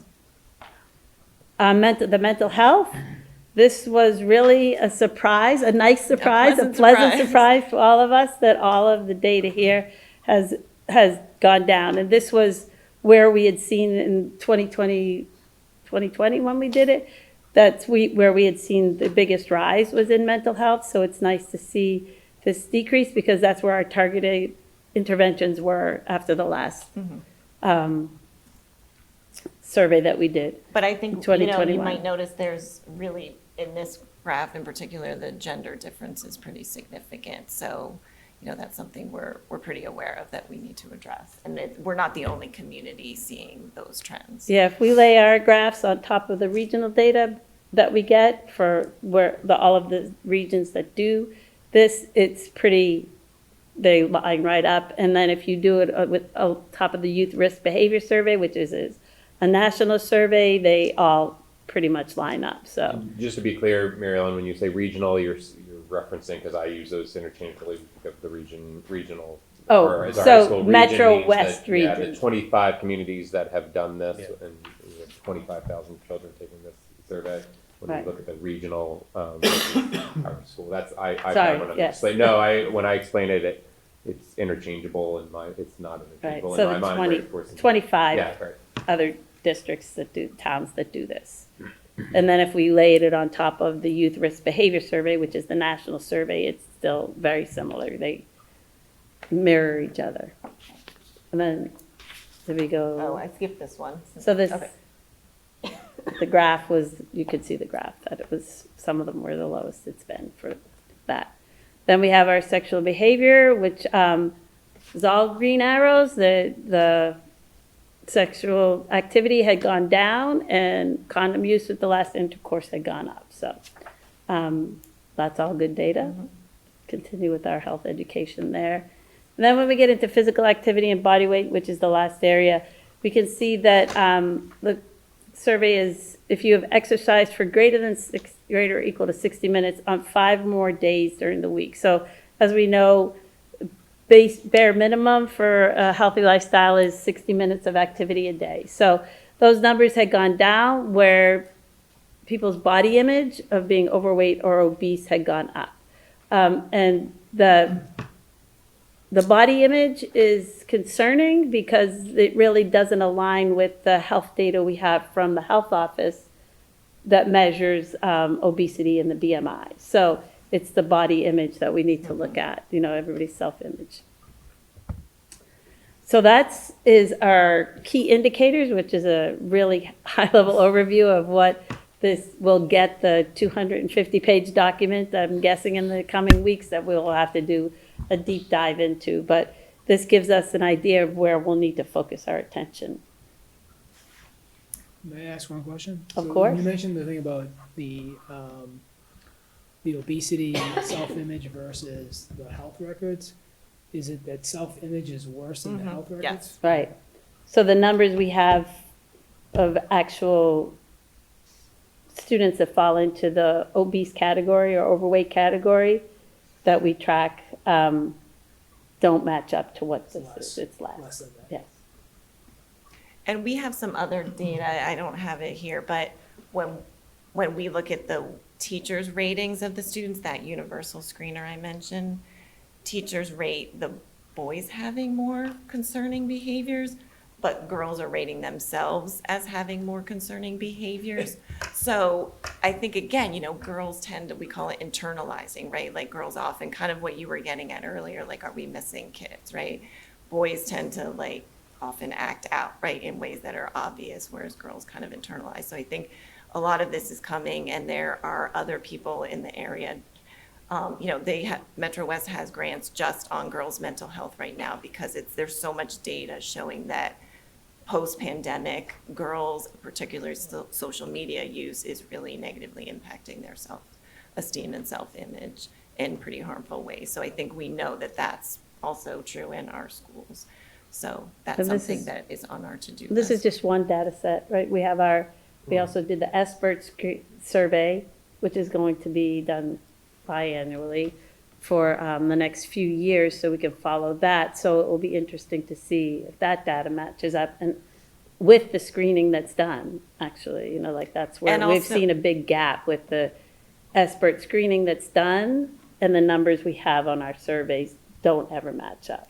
But these numbers are pretty close. These from the suicide screening that I shared, the SOS program. One of the questions is, have you attempted suicide in your lifetime? And so when we compared the percentage of students who said yes to that on the survey we did, and this number, which this one's anonymous and the one we did has their name attached, but the numbers are pretty close. So I think, when those all converge, it makes you feel like it's a pretty accurate number. And, those are pretty low, but obviously anything above 0, we want to address. Is there, sorry, can I ask a question? Is there a concern that we're not, so we know boys die of suicide at higher rates than girls do, right? That we're not capturing because of this internalizing, externalizing way of how they're presenting.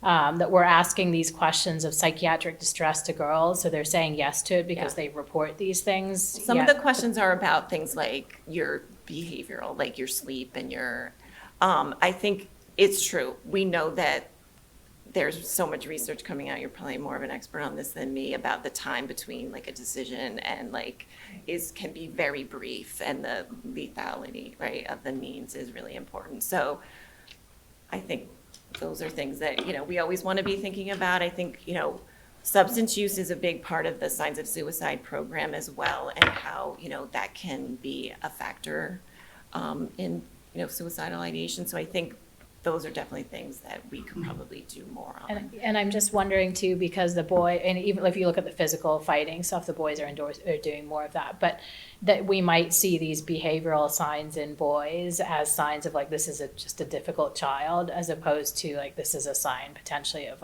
mental health, The good news is, the boys, as Mr. Bevan and I have been looking at, the boys come to school. So the good news is, right, they're the ones who we can see, they're actually here. because often the kids, some of those students, often the females then are the ones who are not coming to school. So then it makes it even harder to support them. I think it's tricky, and I think we haven't talked about our students who don't fall into either of those gender categories, and I do think it's important to note that the Metro West Health Foundation is struggling with how to deal with students who don't fall into either of these. They know it, feel like they do ask those questions, they don't report it because it's too small of a number to really do anything statistically with, and it also can identify students, right? Yeah. So I do want to say that, I think we know that our students who are in the transgender community are often more at risk. So I think we also know that that's another population we have to make sure we're supporting. Okay, sorry. I'll keep going. So just moving on, I wanted to share some of the professional development highlights as we kind of close out the year. As I said, we have monthly meetings where we are really looking at different data-driven decisions. We meet as teams of psychologists, as teams of counselors, behavior specialists, et cetera. Mary Ellen has been leading work with nurses and some of our PE and health educators. We've had a lot of work continuing to focus on trauma-informed and inclusive practices, really looking at connecting social emotional learning, UDL, equity, and inclusion, really how we're supporting all of our learners. This past March on the full day PED, we again offered the mental health first aid training, and we always get staff who participate in that, and almost always we get feedback that it was very useful for their work and just for their life in general. School avoidance, we had Family Success Partnership do 2 sessions on strategies to work with kids who don't come to school, and I think it was so helpful. People want kind of like an advanced level, so we're sort of working on that moving forward.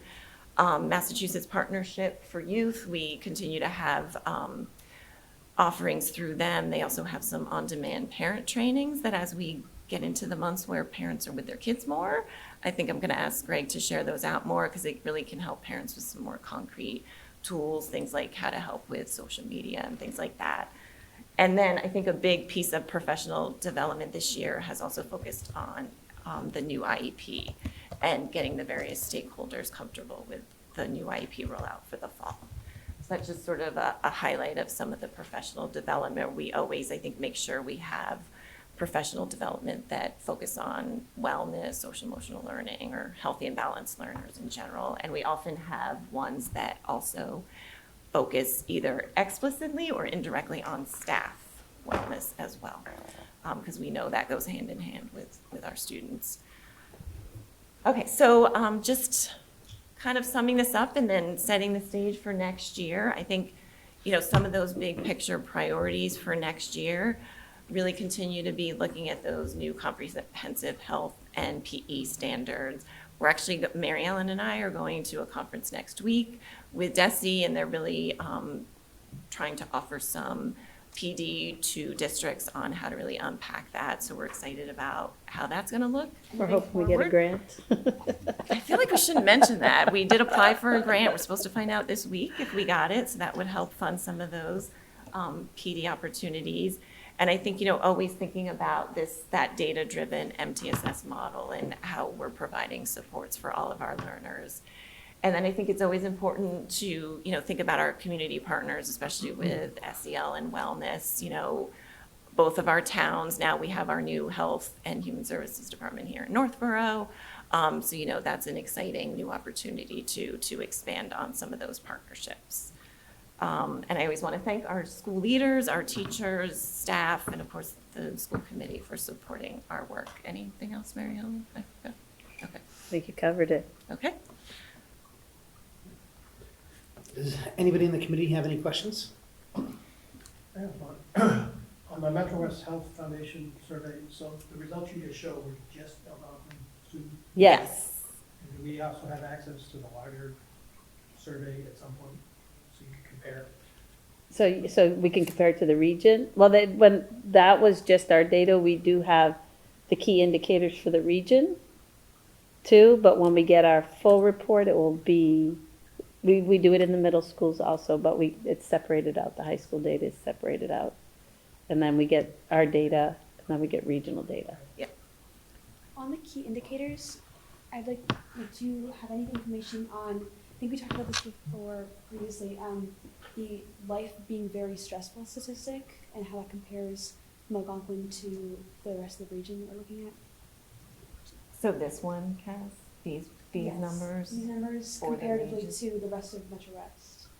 I feel like Algonquin's often talked about as a school that has a lot of academic pressure on students. Yeah, To look it up. So Mary Ellen's gonna look it up. I don't remember exactly, but I believe in a previous conversation we discussed that Algonquin, based on just the key indicators, not the full report, appeared a bit higher for that statistic. I don't remember that, but I mean, I will share, so there's no shortage of data, Mm. disaggregation, comparisons.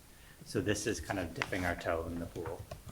And I think that our work really is, when we get the full report, to, share more information with the community and students and really engage in that work. So this evening's presentation was really just to give you an idea of the key indicators. And we will be doing a more in-depth presentation in the fall. And also, I think Principal Bevan has a plan to engage students in actually presenting the data next year too. I have a question. So given the fact that not just here, but nationwide, that rates of anxiety and depression and suicide are going up like pretty significantly over the last 10 plus years, do you feel like you have enough support staff, psychologists, guidance counselors here to be able to handle those rising needs of students? I think we I could don't know. always, I don't I mean, know. if there I are don't more know. staff available, could we fill their day? Could we find, offer more programming? Always? Do we have what we need right now? I believe so. I believe we have the staff we need. I would agree. I would agree. Yes. I would also say it appears the data doesn't suggest that the needs are necessarily rising. They're high, and we'd like them to be lower. And whatever they would be after they get lower, we'd like to see them lower. But beneath that, of course, I do think what we are learning is that we just have a better understanding of where the pockets of challenge lie. And currently, females and upper class females are the ones that the data seems to suggest are struggling the most. They're seeing that in the data that you see, but we're also seeing that in their attendance. They're the most chronically, absent students are upper class females. So I think it's getting a better handle on where our most challenging, groups of students are, and how to really target our interventions maybe better than we've had in the past. I think that's a way that I'm coming in and thinking about the data. could I add yeah. to that too? I see it, I go back to that visual, and I think, to me, I do think when we look at the numbers, when you look at what the guidelines are for counselors, we actually have we have enough staff here. What I think that we really need to be looking at is how we're using the staff we have for the tiered support, because I think this is not a problem unique to Algonquin, but I think in terms of social, emotional, mental health, we go right to individual counseling with students. And again, that's where, I think looking at, more programming, and that, what are our tier 1, tier 2, and tier 3 interventions, and really the bullying prevention is a really big one. What does that look like here? What should it look like? Because I think, there's Katie Novak, who's sort of our UDL DESE guru. She always talks about you can't intervene your way out of a lack of tier 1 or tier 2 instruction. So I think, to me, it's not about necessarily more counseling staff or psychologists. It's really looking at this and where are those gaps.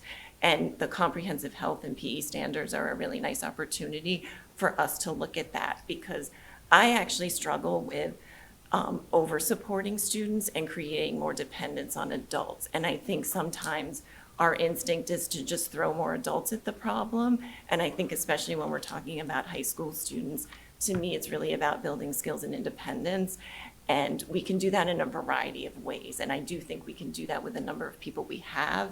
I think there might be some looking at how we're actually servicing kids in different ways. So that's how I kind of look at it. And I think, you know, especially for high school students, it's really helping them have those tools to be successful in life, which is one-on-one counseling can actually be counterintuitive to that goal. So I don't think we need more staff personally. You know, I think adjustment counseling, those are the students who are on IEPs and 504s who need that. You know, that's more a special education question, you know, whether they can actually meet the minutes they have. But I think in terms of our general education supports, I do think our numbers are good for what the state guidelines are, but I do think there can be some adjustments in how we use the staff we have based on all of what we've talked about today. And I think when we're looking at our. Can I just add one Yeah. thing? So the one thing I would add is one of the areas where we do need to strengthen is the community partnerships. That we have a lot of families and students who are looking for counseling services outside of what we can provide. And that network is very shallow, and what often happens is families have to wait long periods of time to get the support outside of school. So I think, you know, the partnerships that, you know, Jen and Mary Ellen talked about are really key. And also creating, you know, more access to counseling outside of school and networking in that direction is really important to this overall picture. Yes. I just wanted to thank you both. As a student, I feel like you both really represent a lot of students' needs here, and I just want to thank you for that. I do want to note, I believe, as when we took the survey, it was taken in the fall for freshmen settling in. I think the data could be a bit skewed comparatively to, on average, how they're feeling based on teachers helping them to adjust more to the school year and the new high school level. And then seniors also had, for many of them, early college deadlines right that week as well. And so I think that's also of note of there, especially with the stress levels of what could be causing that at that moment. So I think that with those two items, I would definitely take the survey data that with the under and upperclassmen, particularly with freshmen and seniors, with more care. But I do think that we do such a great job. And thank you so much. Yeah. Thanks. Cass. Well, I think to circle back to the new standards, I think there's where we would focus a lot of our attention, seeing where our gaps are and where we need to support the curriculums that we have. Kelly? So I do not want to go down a rabbit hole, which my question's about to take us. So I'm just going to ask for a yes or no answer. Are we using this data to inform any decisions about policies surrounding phones in school? At this time, we have not. Okay, and then, so the rest of the discussion can happen another time. I was just curious. Okay, thanks. Paul? Yeah, one more thing. So when we talk about the signs of suicide program, you said some kids need to follow up with a counselor. Who are the counselors? Is that guidance counselors? Yeah, thank you. Okay, so we have two kinds of counselors here. We have 7, right, Mr. Bennett? 7 guidance counselors and 4 adjustment counselors, and then a psychologist, a full-time psychologist, and then myself, who's also a psychologist. So of those 13 people, one of us, so we're all like clinical educators, who any of us would meet with the student. So normally, as I mentioned, most of the students who needed follow-up already were like connected with an adjustment counselor or a counselor. So the person who already had a relationship with them followed up with them. So it was most of the time it was an adjustment counselor or a guidance counselor. It might have been a psychologist as our third choice. So all people trained in this like level of expertise on these things. Sorry, I just have a quick comment that I live and breathe this stuff, so I get very excited. But I just wanted to say, and just to impress on the committee too, that like you do a great job, and I've definitely noticed a change over the years, and just in terms of the focus that we're doing. But we have this is like evidence-based stuff. I've heard, because we talk about this a lot in suicide prevention at different schools that are implementing SOS, for example, and implementing it less well. So I just think that what we're really doing, like we're way ahead of the curve with some of these things that we're doing, and that's a credit to you and your team. And so I just wanted to say that, you know, I've been impressed hearing that. And so I said, this is what I do every day, but I've been very impressed with the work that we do in all of our schools here. So thank you. Thank you. It's a partnership. Thank you. Any additional comments or questions? Thank you very much. Thanks. Yeah, and I Thank you. just want to echo the work that Mary Ellen and Jennifer do on a daily basis. It's, you know, if you think of the work across our pre-K through 12 district, we have much more coherence, we have more standardized programming, we're interacting with students in a much more focused way to really find out how to best support kids, and that's due to their dedication and commitment to kids and trying to make sure that they have what they need to be successful. Thank you. Thanks. Thank you. Next on the agenda is Program of Studies 2024-25. Sure, so I'll just kind of briefly talk about the program of study. So one of the areas of growth that Principal Bevan and I have talked about around the department presentations is that we don't always leave with an understanding of the kind of the depth and breadth of courses each department offers. So that is something that we will start to add to the department presentations as evidenced by the presentation this evening. So Sean and I thought it was important to get the program of studies in front of you because it's a very impressive document, and thought it was important for kind of Sean to take a minute and talk about it and answer any questions. Yeah, as in any school, the program of studies is exactly what it sounds like. It's an articulation of all the courses that you offer, and the document also provides a little bit of the structural framework for how those courses fit together into to comprise the educational journey for our students. I think again, to repeat ourselves here, our school is particularly unique in how much the depth and breadth of our electives offerings, and that does come through not only in the applied arts, that's really probably the peak of where we see that, but also in our other departments. We'll also add that none of that can really happen without the support of our community to have enough staffing to provide these things. It'd be very easy to run a very I don't want to say bland, but a program of studies that is almost entirely comprised of core academic classes and a few, electives offerings here and there, but we have the staffing and the support of the community through the school committee to offer electives all the way throughout all of our core academics. And so I think our program of studies is something to be proud of. I know it's a little overwhelming when you're paging through it. I do think there are pieces, maybe how we can graphically design it and articulate some of the things and the different pathways. I think that's something we're looking to improve.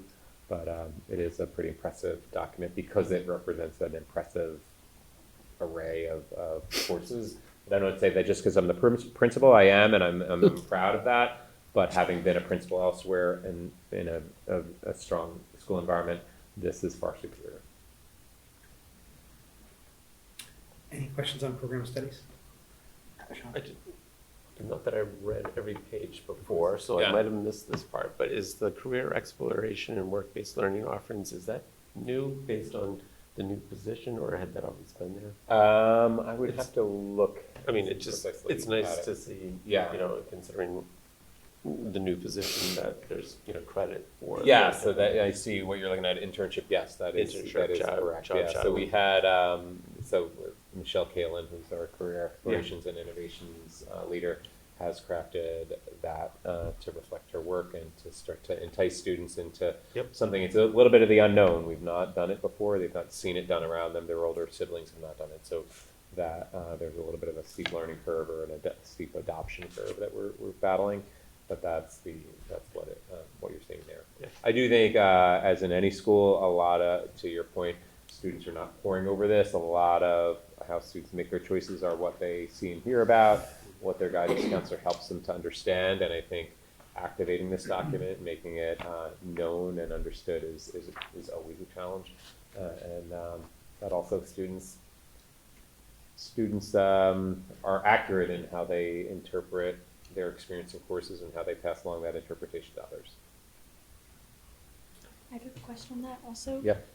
Jobs shadow, I noticed is not listed with credits. Can you explain a little bit about how that works comparatively with the internship and work study? Sure. So that's an excellent question, Cass. So job shadow is just not, that will probably be a one-day experience potentially for where we see it probably working most immediately is with our sophomores, where in the first half of next year, they'll be taking a guidance workshop where they'll be doing a career interest inventory, and then using that information, Ms. Kalen's going to work with those students to say, it appears that you have an interest in the following field, and would you like to spend a day outside of school, and maybe it's during the school year, or maybe it's during a vacation week, to spend a day alongside an engineer or alongside a person who's a graphic artist. And so job shadow, since it's really a one-day experience and they're not completing work, so it's not credit bearing because it's so short in duration, it's just exploratory.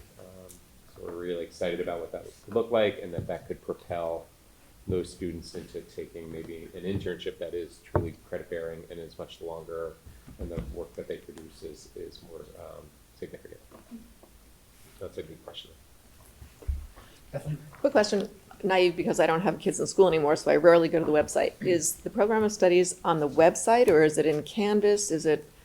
It's where- linked on the website. It is linked on the website, okay. So if I'm. Under the guidance department.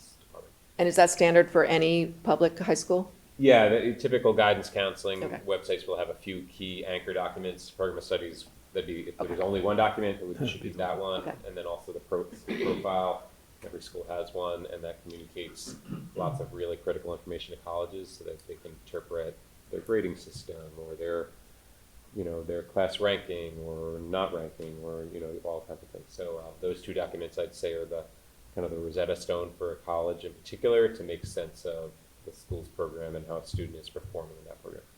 I was also thinking more along the lines of for parents who are Yeah, shopping parents. for what town they want to live in. Yeah, right. Yeah.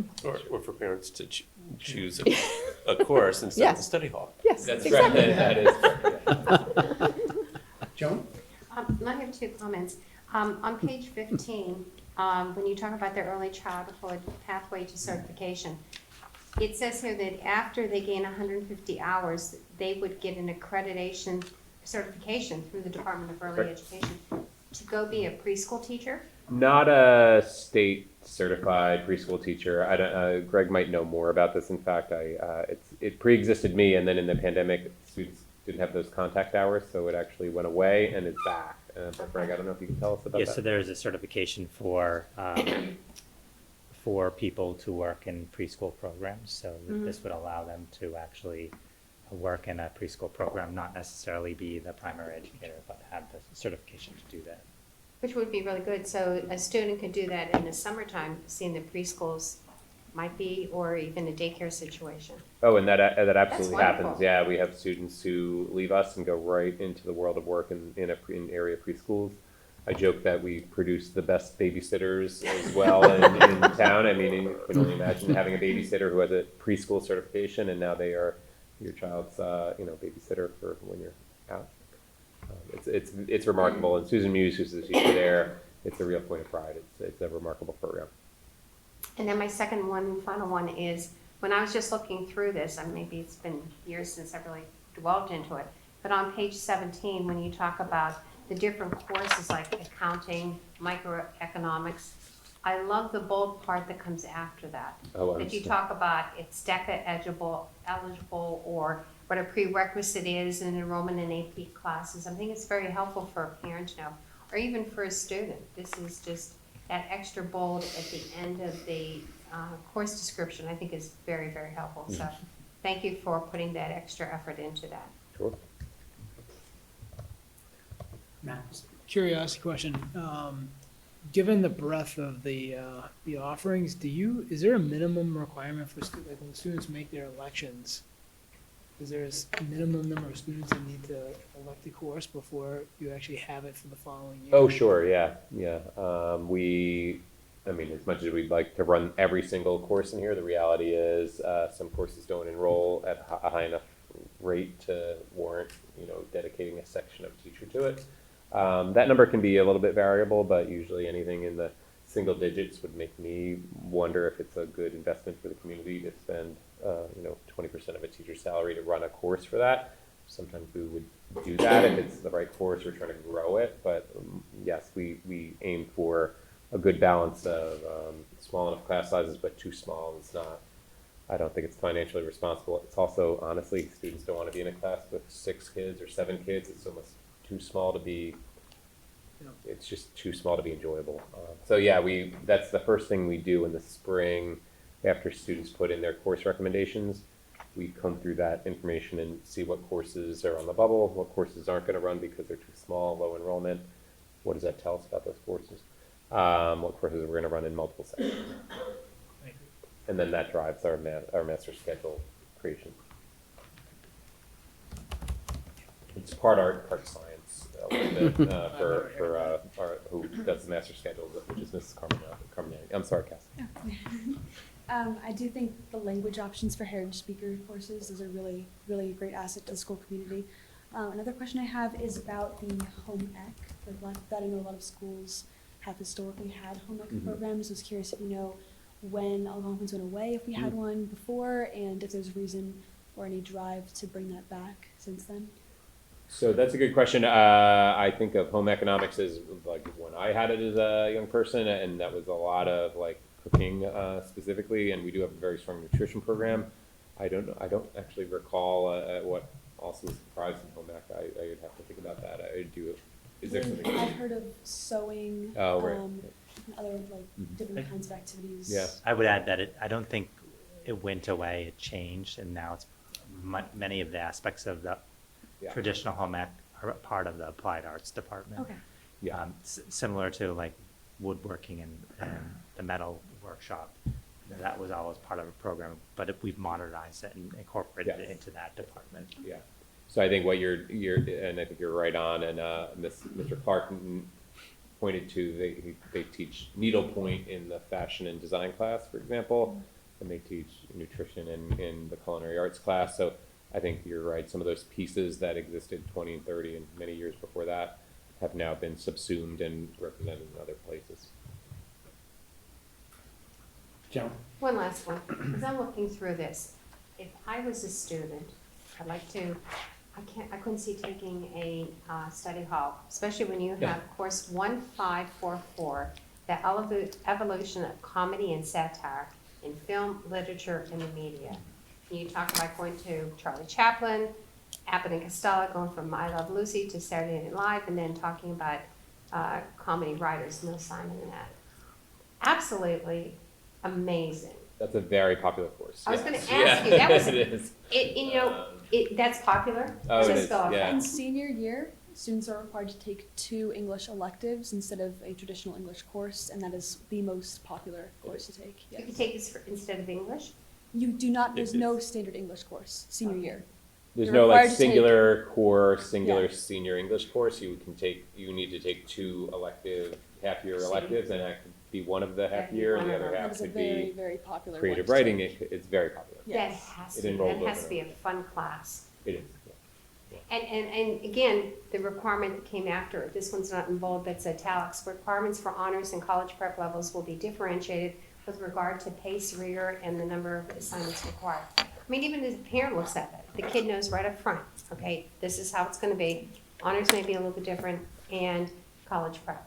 So for that, I took a journalism course that followed that function. So CP and honor students were all grouped together in the same classes.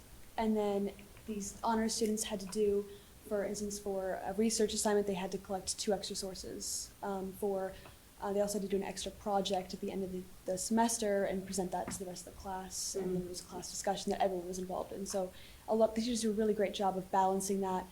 Having some extra opportunities for students who want to pursue an honors level to really grow, and then others to really find their place at a lower level of the course. And what used to be true when I was a teacher here, and remains true today, and something to be very proud of, is electives are open to grades 9 through 12. So it's not unusual if you took journalism as a 12th grader who's on the cusp of a very high rigor, prestigious college career, sitting next to a freshman who is in that same exact course, but the teacher is working through, is kind of teaching it at at a different, in a way that's differentiated for each kid's needs. So it was not unusual as a teacher to have that way that, amount of variation and still make it work and make it an exciting experience for each.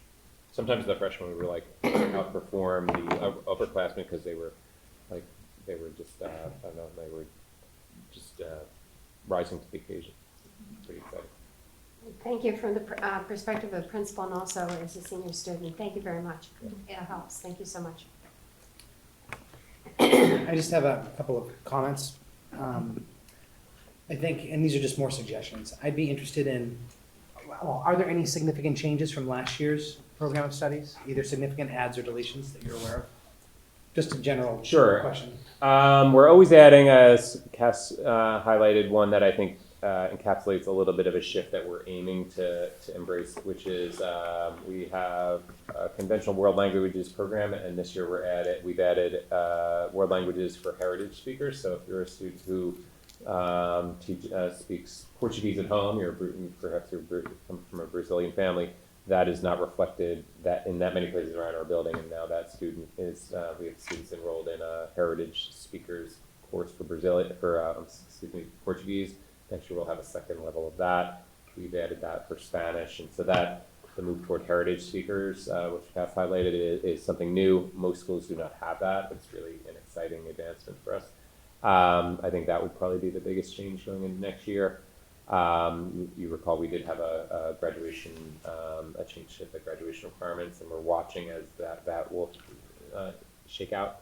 And that seems like it's having the desired effect, which is to incentivize students to take a little bit more art, but also to find the digital literacy or exploring computer science that fits best with their needs. And that's broken out actually about 50-50, which was very exciting to see because I was worried it would be just like a massive shift to one or the other, and that would be a real failure for us. So we're excited to see how that's worked out. Those, I think, would be the two biggest changes, and no major deletions that I can recall. Yeah. So just a suggestion would be a document that just has the changes highlighted would be helpful. Like a Given Reader's Digest given of, given the the greatest hits, massive given the massive size of the document, Yeah. because essentially once you've read it once, just knowing what the changes Yeah, are yeah. would be I helpful. think that's an excellent suggestion. Yeah. And I don't know how the committee feels about this, but I think kind of knowing what doesn't run can also be kind of informative, like what is not getting the numbers that, because I know teachers have classes that they really want to teach, Yeah. and they're kind of like pet projects for teachers, and it can be disappointing year after year to not run a class that you're really interested in running. So I think it might be interesting to see like what doesn't run because students just don't have the interest. Yeah. And it can kind of maybe inform the types of courses that we might want to consider offering, or Yeah. that teachers might want to consider offering. I think I would just remark, and the committee's aware of this, that there has been a slow but very steady shift away from the performing and visual arts. And it's hard to, students are just enrolling in those, and this is happening in the region, it's happening here in our school, it's happening in the Commonwealth, it's happening in the whole country. And so seeing that and trying to find a way to make sure students are engaging the arts, but also having a rigorous experience in, let's say, STEM, and other courses that we do want to still support. Students they only have so much room in their schedule, and in the last 5 and 10 years, that room, that schedule has been being taken up more often with STEM and other AP courses at the expense of electives in the arts, because I think they're getting some of those arts interests met outside of school and in extracurriculars. So that's something we're watching closely, and every school, I think, is doing that exact same thing.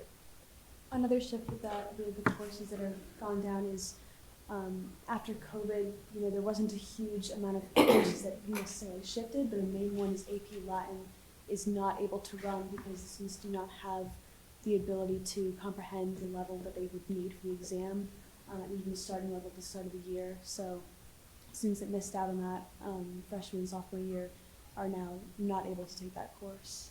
It was not able to run this year. So I think that's something that could definitely shift post-COVID as we're going into the future of students that will be graduating with never having a high school that was impacted by COVID. But that's definitely something I would mention. You said, so the performing arts areas are shrinking? Hmm. Okay.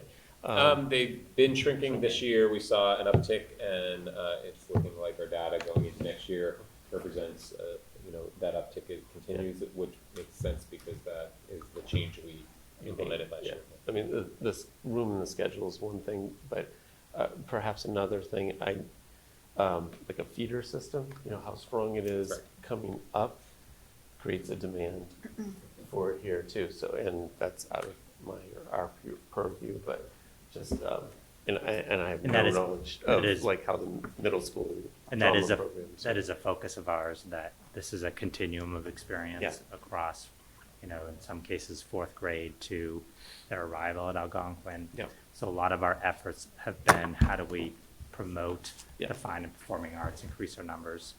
And, I think this incoming freshman class, we are seeing a greater number of students who are going to participate.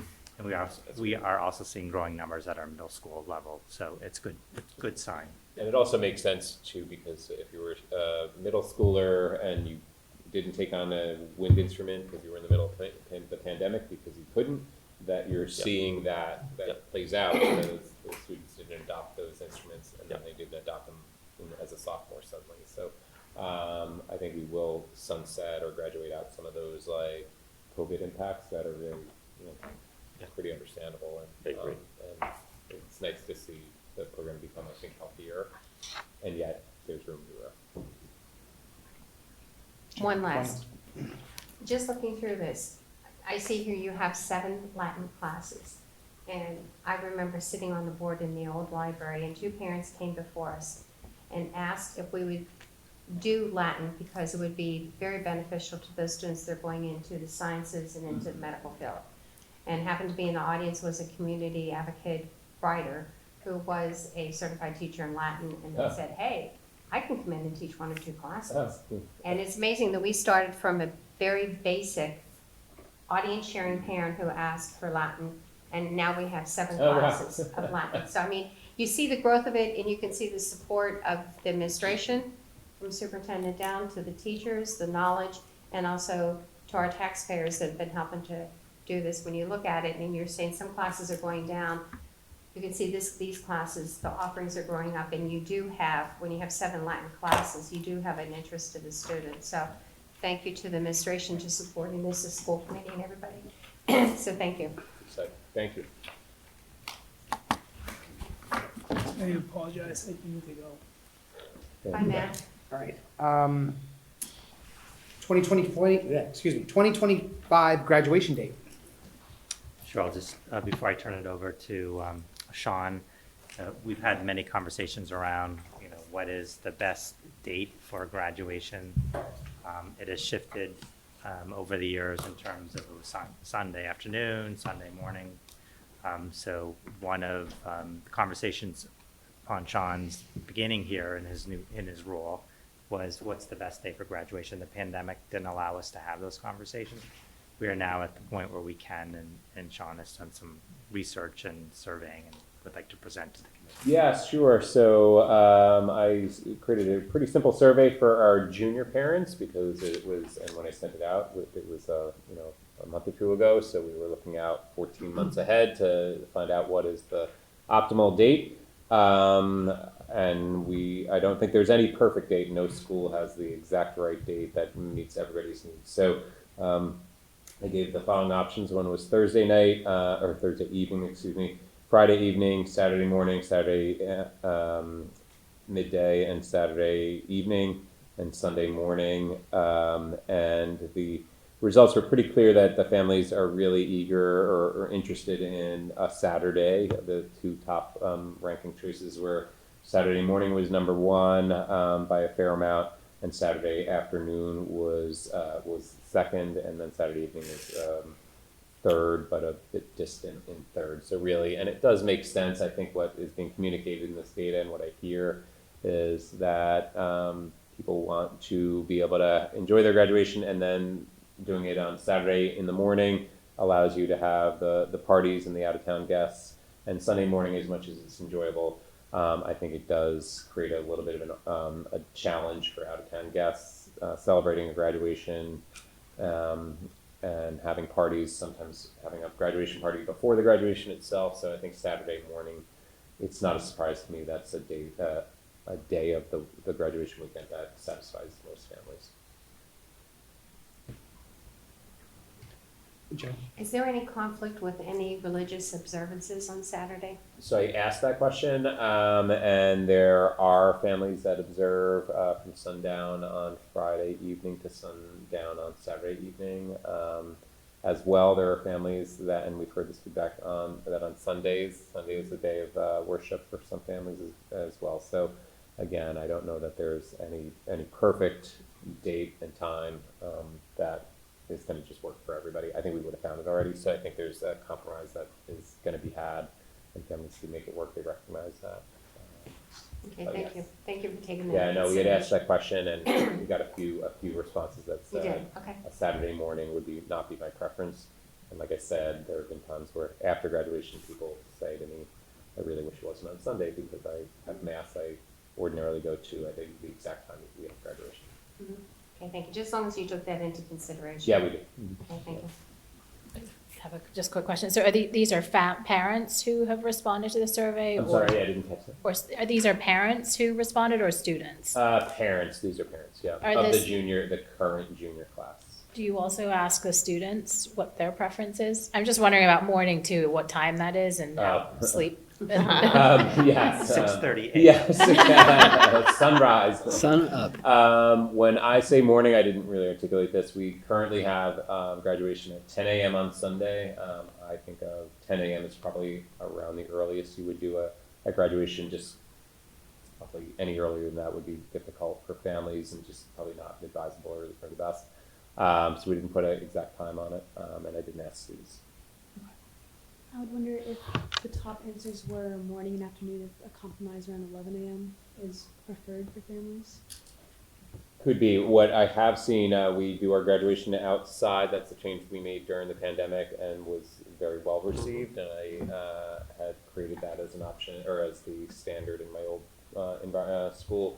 And families do really like that, and it does free us up to have as many guests as possible. There are lots of upsides to it. The later you go in the day on a June, sometimes you run into a day where you get a very, very hot June day, a very hot, muggy June day. And so I've seen it actually, schools will have a 10 a.m. and then bump it down to like 9:30 or 9 to just avoid that late morning or midday sun.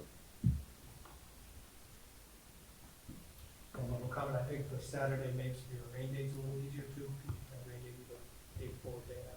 So so just to be clear, we've done multiple rain dates in the last few years. That we found that doing that every year is very difficult. Last year we had 3 rain dates, and we had this huge amount of rain coming in, and we just moved it inside. So we are committed to having it outside as our default, but we would go inside if rain comes in. So we're not providing. Previously, we had rain dates before and after when we really tried to manage it, and you're effectively creating 2 graduations at that point. It's really difficult. So that's something that changed this year. Any additional comment? All right. I thank you very much for looking into that. And Yes, I don't know how we want to. Could we vote, get an official vote from the committee to change the date? So I think the motion would be to move it to Saturday morning at 10 a.m. That would be the motion. Before we vote, I would like to also add, I have a daughter who's a junior in my hometown, and they have their graduation on Sunday. This is what has prompted me to think about this. However, and I just want to be really clear and say it out loud. We need to do what's the best thing for our community and our families, and that might, and find the date that works best for our community and families, independent of course, my needs. And I think everybody here who knows me knows that's the case. But I don't want there to be a mistake as though we're making a change based on my needs and my family's needs. I just would feel better to have said that out loud. Do we have to, in the motion, do we have to make a specific time?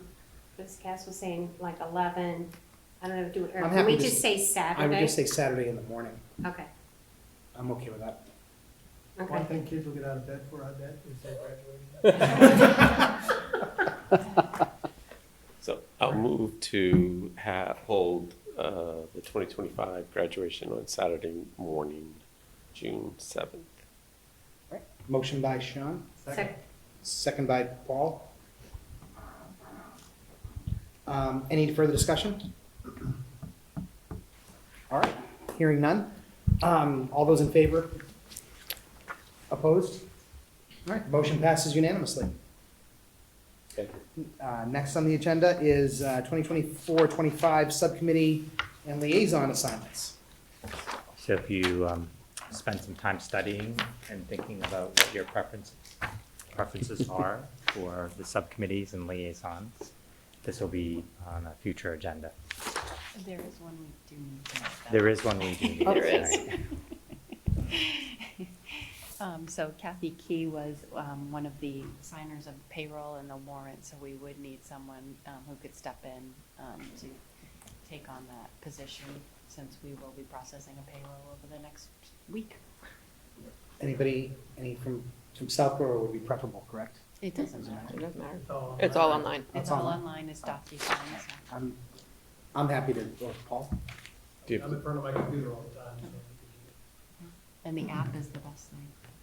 Is that? The app is great too, yeah. Really? Because with the app, I have to like re-sign, whereas on the computer, I just click a box. Well, I like it because it notifies me that it's there. Okay. Right. All right. All right, let's see. Next is the superintendent's report to the committee. Sorry. Oh, sorry. On the last item, I believe Ms. Key was also the liaison for the student advisory committee. Yeah, she was, we have a lot of members that are no longer here that Yes, okay. are, so we're gonna, over the next couple of Oh, okay, meetings, sorry, yeah, thank you. so we don't have to worry about one specific, it's just payroll needs to be signed. It's very important. All right, Greg, superintendent's report to the committee. Sure, so we have the principal's report, so I'll turn it over to Sean. Sure. So we do have official business to conduct, but I would like to make sure we take a moment to celebrate Cass Mello. And this is her final meeting tonight. She's done a really outstanding job, not only as the school committee student representative, but she's been a really wonderful member of our student body for 4 years here. I think I've said this before. I came on board with this group as they were freshmen, and they'll have a real place of fondness in my heart as an educator, and Cass will be front and center when I think about this class and the work that they've done to improve our school. And so Cass, I think maybe this committee knows, but Cass is going on to enroll at UMass, and your plan, unless it's changed since you've told me, is to someday become a teacher. And I think you initially, I looked at your materials, you initially thought you might want to be a teacher of younger students, but now you're starting to realize maybe high school is the place for you. So perhaps Cass is here and leaving us here, but maybe some back here someday, and a colleague of ours. So Cass, congratulations. You've been a really wonderful member of this committee.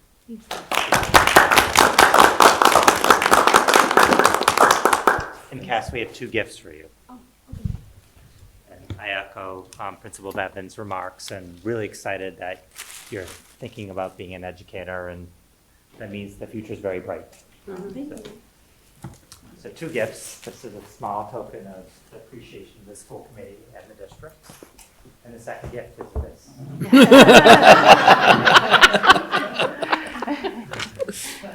Should Cass open the gift here? Sure, yeah. Okay.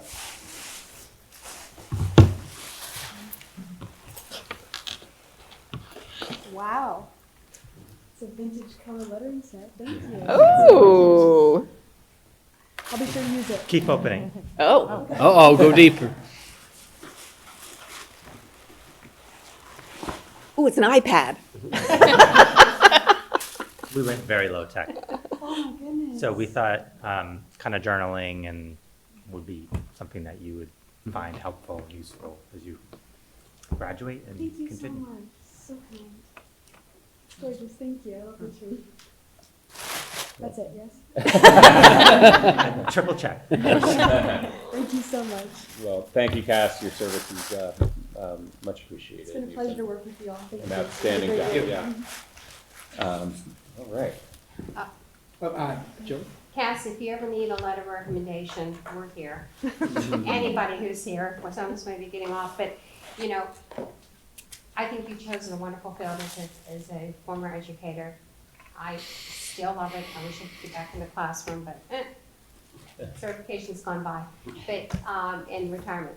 But you've chosen a wonderful field, and I think it is so wonderful, and you will be a great addition to the educational field, and I could see you going up from a teacher to a lead teacher to a principal, and maybe even a superintendent, so. Thank you. Follow your dreams. Although our recommendation is stay. See, he likes his job so well. So congratulations. So, and with that, I'm actually going to pass it over to Cass to provide her report. Thank you. So I thought I would know the next representative by now, but unfortunately elections have been moved to next week, so unclear yet, but I'll sure to keep you all updated. For school news, we had some great events. So Tri-M had a coffee house in the cafeteria. Junior prom is this weekend, this Saturday. For sports, tennis is in the tournament stage right now. Both rugby teams are doing so great. Boys lacrosse just had a big win this week, 9-0 against Shrewsbury. And girls lacrosse, softball, baseball, and boys volleyball are all doing really good so far this year. Not pictured is the art show, but I would definitely recommend if you haven't been so far, you should definitely go and check it out. It's so amazing this year. They always do such a great job. For workshops, we had Jennifer De Leon, who is an author who's local, come in to speak to students, as well as Encompass brought in a speaker to talk to students about substance abuse and alcohol abuse, with a personal story about her daughter, and that was for upperclassmen students. Teacher Appreciation Week had a lot of student involvement as well, not just with passing out the bookmarks that were displayed earlier by the Applied Arts Department, but also assembling them and working with students on sending out announcements and really giving notes to teachers as well. A lot of students provided very personal notes, which is always something that we as student leaders encourage. And for field trips, DECA had one recently, as well as the music department went to New York City, and the 2024 class went to the Red Sox game last night. I got home personally around midnight. I don't know about you, but So late night, yeah, but it was a great beautiful time. night at the Yes. park. Yeah, it's really And great. Red Sox won. So. For student government events right now, the class of 2027 just had a car wash. Student council led a youth soccer day, pictured here with 2 finalist teams. The 2024-2025 class elections are currently taking place this week, with student advisory ones next week. And there's also a food drive led by student council, where students are working with teachers to collect lots of food products. It's always the biggest fundraiser by students of the year.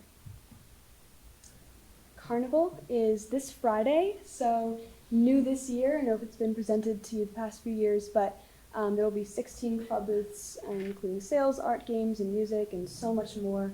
There will be a powder puff game with junior versus senior girls taking place during it. There will be a petting zoo that's supposed to be there, 2 food trucks, a movie in the library, trivia in the auditorium, and the improv show will be that night as well. So it's a full day, sunrise to sunset of activities going on. Seniors end of year includes a future plans day, which was this Monday, which also included a senior sunrise. Many students got here around 5:30 in the morning and began playing games such as spike ball in the parking lots and having the final group pictures and just saying goodbye to everyone before school has even ended yet. This Thursday, tomorrow, there will be yearbooks distribution as well as an ice cream social after school for seniors. On the final day of school, halfway through the day, there will be an organized senior barbecue. So instead of having a bunch of seniors roaming the building crying all over each other, they'll be all moved outside to do that themselves. The senior ball will be in 2 weeks from now, and that will be at Wachusett Mountain. And there is a tentative right now elementary school visits. So after graduation practice with caps and gowns, the next day students could go in their outfits to their previous elementary schools and say hi to teachers and talk to students about their experience. And that's not tentative anymore. Oh, It's good. Oh, confirmed. good. Yeah. So, Wonderful. yeah, we're looking forward to that. Yes. What's on students' minds right now? So I know for many, not just seniors, it's nearing the end of the school year, especially after AP testing. Besides that, there's also MCAS and finals.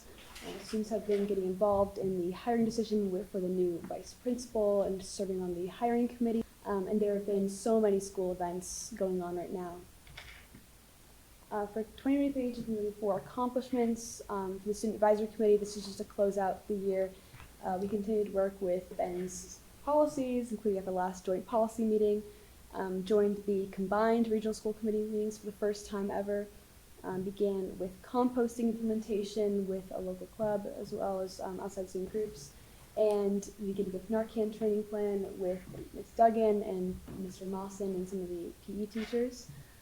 Had started more mental health advocacy, working with the Mental Health Advocacy Club, and also lots of artificial intelligence work. So it's been a good year for us and got a lot done, and we're already setting goals, which will be carried into next year. And thank you so much for everything. Do you have any questions?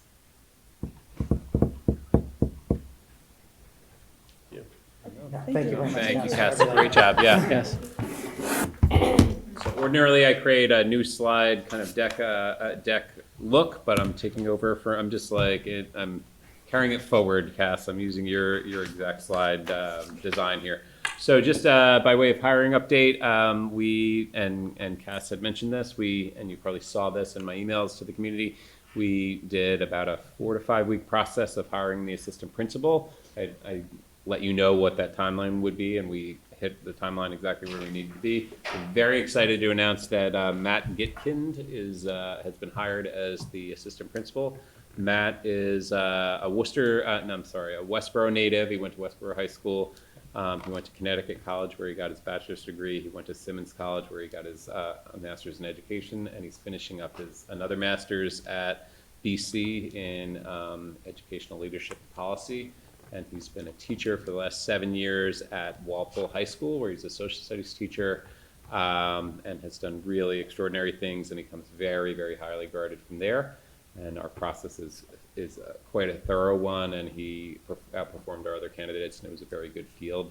But he was the consensus pick from every group, and Cass participated in one of the groups. So we had input from parents, input from students, input from teachers. We had him complete a work task.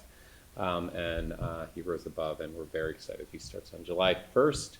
However, he's getting married, I think, around that week. So I think he'll be joining our team in July, and we look forward to having him be part of our team and to strengthen our school. We hired a guidance counselor as well, and we hired a new administrative assistant. And then we still have a few other positions we are hiring for. I'd say this is actually a pretty light hiring year. In a lot of school years, you're looking at hiring 6, 8, 10 people. I think it speaks to the stability of our staff, and we are, as we like to say, a destination school, and what that looks like is people like to come. We hire good people, we keep them, and that's what it looks like. So we're really excited to have next year with Mr. Gitkind and a few other new faces, but this is what our hiring is looking like for currently. Cass mentioned the art show is, and some of you were able to make it down to it. I think you will attest it's really extraordinary. Every year it's really wonderful. And so it's in the wrestling room, and it's been there this week. It's open for a little while longer, and it's really a pretty wonderful display of student work. Right around the corner from there, if you made your way, you may have seen this, and if not, I encourage you to check it out. We have a really wonderful new display, and this, if you, I don't know if you know where this is in the building, but it's next to the school store. To the left of the young man with the black hooded sweatshirt is the rotunda, and to the right is the wrestling room. So it's that wall. That's a display created by the Unity Beyond Differences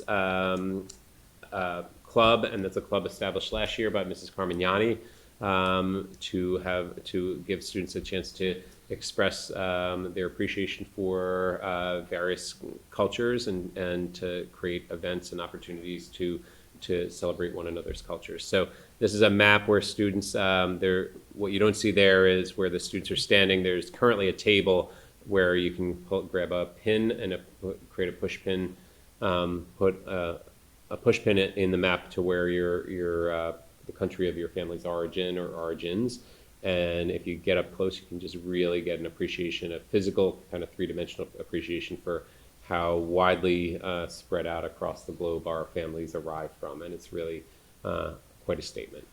And that sign over the top was created by one of our students and her father as kind of a project at home. And I think it'll be there in our school for quite some time. Related also to the UBD club, Patrick Biamu is one of our seniors. He was recently honored at the 2024 Metro West Leadership and Diversity Award. He received that award, and it was given at the Metro West Community Prayer Breakfast, sponsored by the Alliance for Metro West Unity. Patrick's a really great kid, one of our, kind of our biggest personalities in the building, and he's been the founding member of UBD and a leader in our school. He's an athlete. He's a very strong student as well. And he's going on to attend Temple University in Philadelphia, where I attended, which I'm excited to see. And he's plans to study public health. So we wish Patrick well, and we're very proud of him. And I think he's also emblematic of this work that club has done and that he spearheaded. Additionally, I can just attest we do not do a great job of reporting back to the committee the wonderful things that the trips you approve here and you hear about in the approval stage. I'm going to try and do a better job of letting you know how those trips went and giving you a little bit of evidence of how valuable they are. Not that that's, I think, in question, but it's probably nice to see or hear about. So DECA had the ICDC conference, so that's the International Career Development Conference, and this year's was in Anaheim. Last year's was in Florida, if you might remember. And so here are our students. This student on the left-hand side is a sophomore student, Lily, who won an award, won a medal. That's what she's showing off there. And then on the right-hand side, you see our students who were at Disneyland there.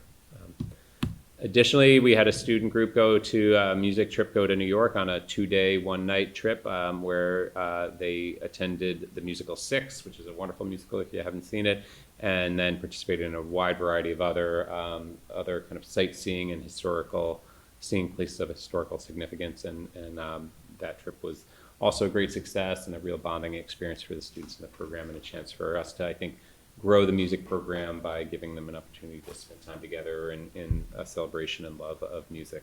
So on the right-hand side, you see, of course, them at the Statue of Liberty. Upper left is them at Six, and bottom left, that is at Strawberry Fields, which is where John Lennon lived right nearby. So that's them in New York City. And that is the totality of my report. Any questions? Not a question, comment. I thank you for the invitation to the art show, and it was very impressive. As soon as I got in there, I walked down the hall with Mr. Clark, so I got to meet him and introduce myself to him.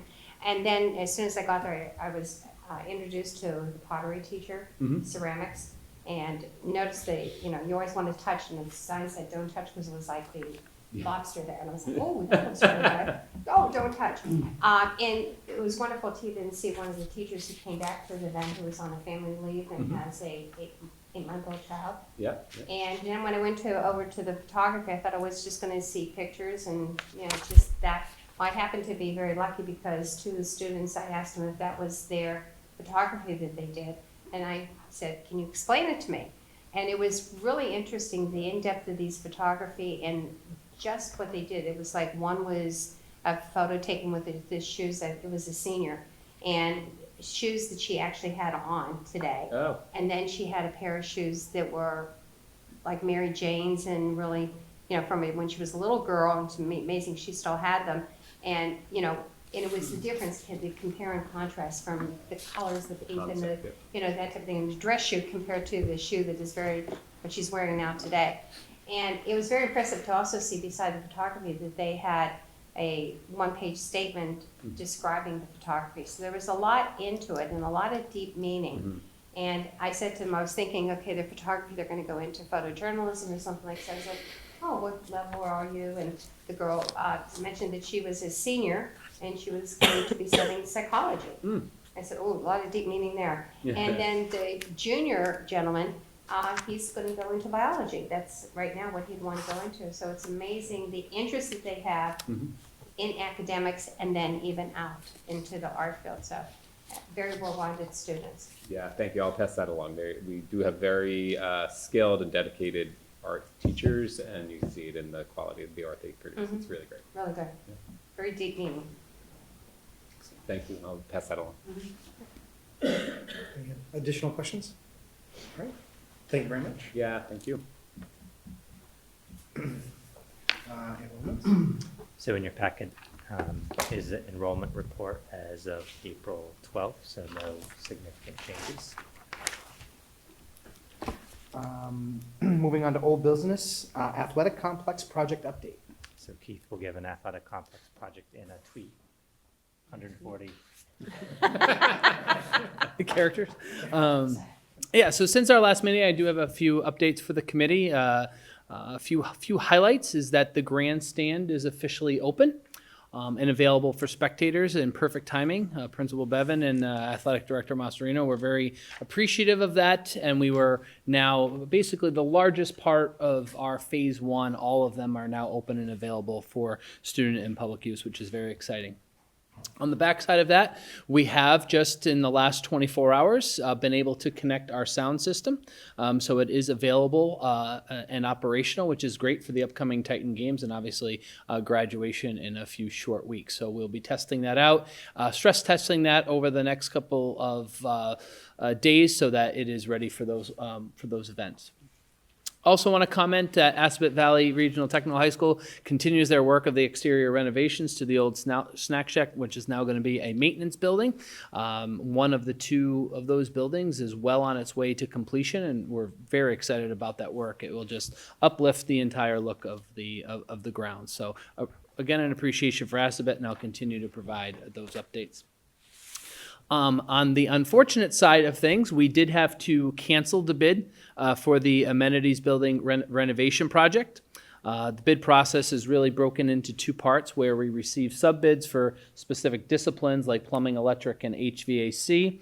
We did not get a strong response to that, and the response that we did get latest pretty much significantly over budget without even getting the general contractor bid back. So we decided to cancel that. It wasn't advantageous to move forward with a process that was already over budget. And Becky and I are meeting with the architects tomorrow to review our options and what steps are available next to us. So we are eager to have that meeting to hear some of their ideas and then to regroup on that and hopefully make a good decision going forward. So I started with some highlights and I ended with a low light, but that's where we are, and that's hopefully we'll have good news to share in the next couple weeks.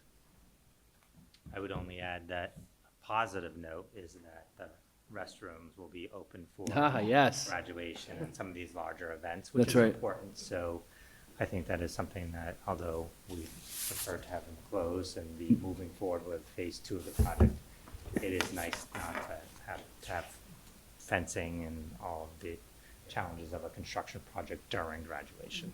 And I will just add, if I may, on May 4th, Mike Mascherino had worked really hard to have one day where we could have as much activity on the campus as possible to good really point, Sean. to do a little bit of a kind of light celebration of our facility. So we had 2 lacrosse games, we had a softball game, might even have been a doubleheader, 2 volleyball games, a pickleball tournament, and 2 rugby matches, all on the facility, all in one 24-hour period. And it was just a real fun, beautiful day. The weather was great, and it was just a real moment to celebrate how lucky we are to have this facility that is now the best in central Massachusetts. And I'll just add that we were hoping for a larger grand opening on that day, but we decided to postpone that until the fall, until we have everything completed. So that event will take place in the fall, and we will make sure that all of the key players and community is invited to celebrate the 19th grand opening.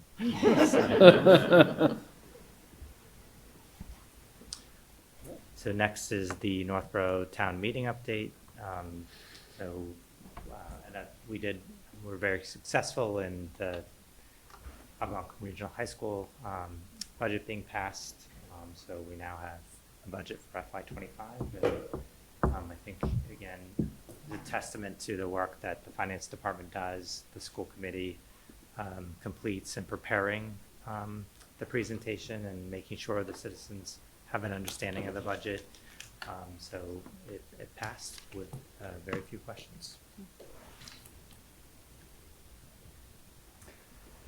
All right. Thank you for all of your hard work in presenting that. It made it easy for the public to consume and understand what was going on. That's really important. Just point that out. Chris, I also like the way that, I'm sorry, I also like the way that the capital projects were put in, and I think that was very helpful and widely accepted by the towns in the presentation. And I'd like to, at the Northborough town meeting, I'd like to thank Becky and Greg because they had questions right on the spot and they came up and answered them with such wonderful answers and showed how prepared that our staff is. So thank you. And if I miss anybody who else made a presentation, after a question. I did not. I'm I let looking at Becky Keith. do it. Keith is like, okay, you better talk about No, it. no. Becky did I'm it. thinking, was it a busing issue or something? Probably. Probably, so I'll thank you too. But thank you very much for the administrative staff. Right on the spot, have the figures, have the data right there, so thank you very much. And I'll just, for thanking people, just thank, Sean and the leadership team at the high school. And it's a lot of minds coming together to create this budget and a lot of iterations and a lot of work behind the scenes. So thank you to Sean and the leadership team. Thank you. All right. Policy development and or distribution. So for distribution, visitation and observation policy K250. So the joint policy subcommittee did review it, made no recommended changes. So this is just marked, reviewed. All right. At this time, we'll entertain any audience sharing from either the audience or the committee. All right. Not hearing any. Personnel. So in your packet is the personnel report. We have a few personnel changes. I just will note that John Cahill, who has been a longstanding member of the community and faculty, he has joined as applied arts teacher, 0.6 and 0.4 tutor, so he'll continue his work next year. Very excited for him. And then we had a resignation in food services. It continues to be a challenge to keep food services staff. And then we had a couple of appointments, a guidance counselor and administrative assistant. I don't know if it's substantive, Greg, but Mr. Cahill has been a 0.6 teacher and a 0.4 tutor, and now he will be a full 1.0 teacher. Perfect. Thank you for the clarification. Communications, there are none at this time. Approval of bills and payrolls, it's done online. Thank you, Paul. And agenda items for next month, retiree recognition. If anybody wants to add anything or any ideas, just send an email. All right. Not hearing any other discussion or items on the agenda, I will entertain a motion to adjourn. Moved by second, Joan, Tom. second by Paul. Any discussion? All those in favor? Opposed? All right, we are adjourned. It is unanimous. Thank you very much.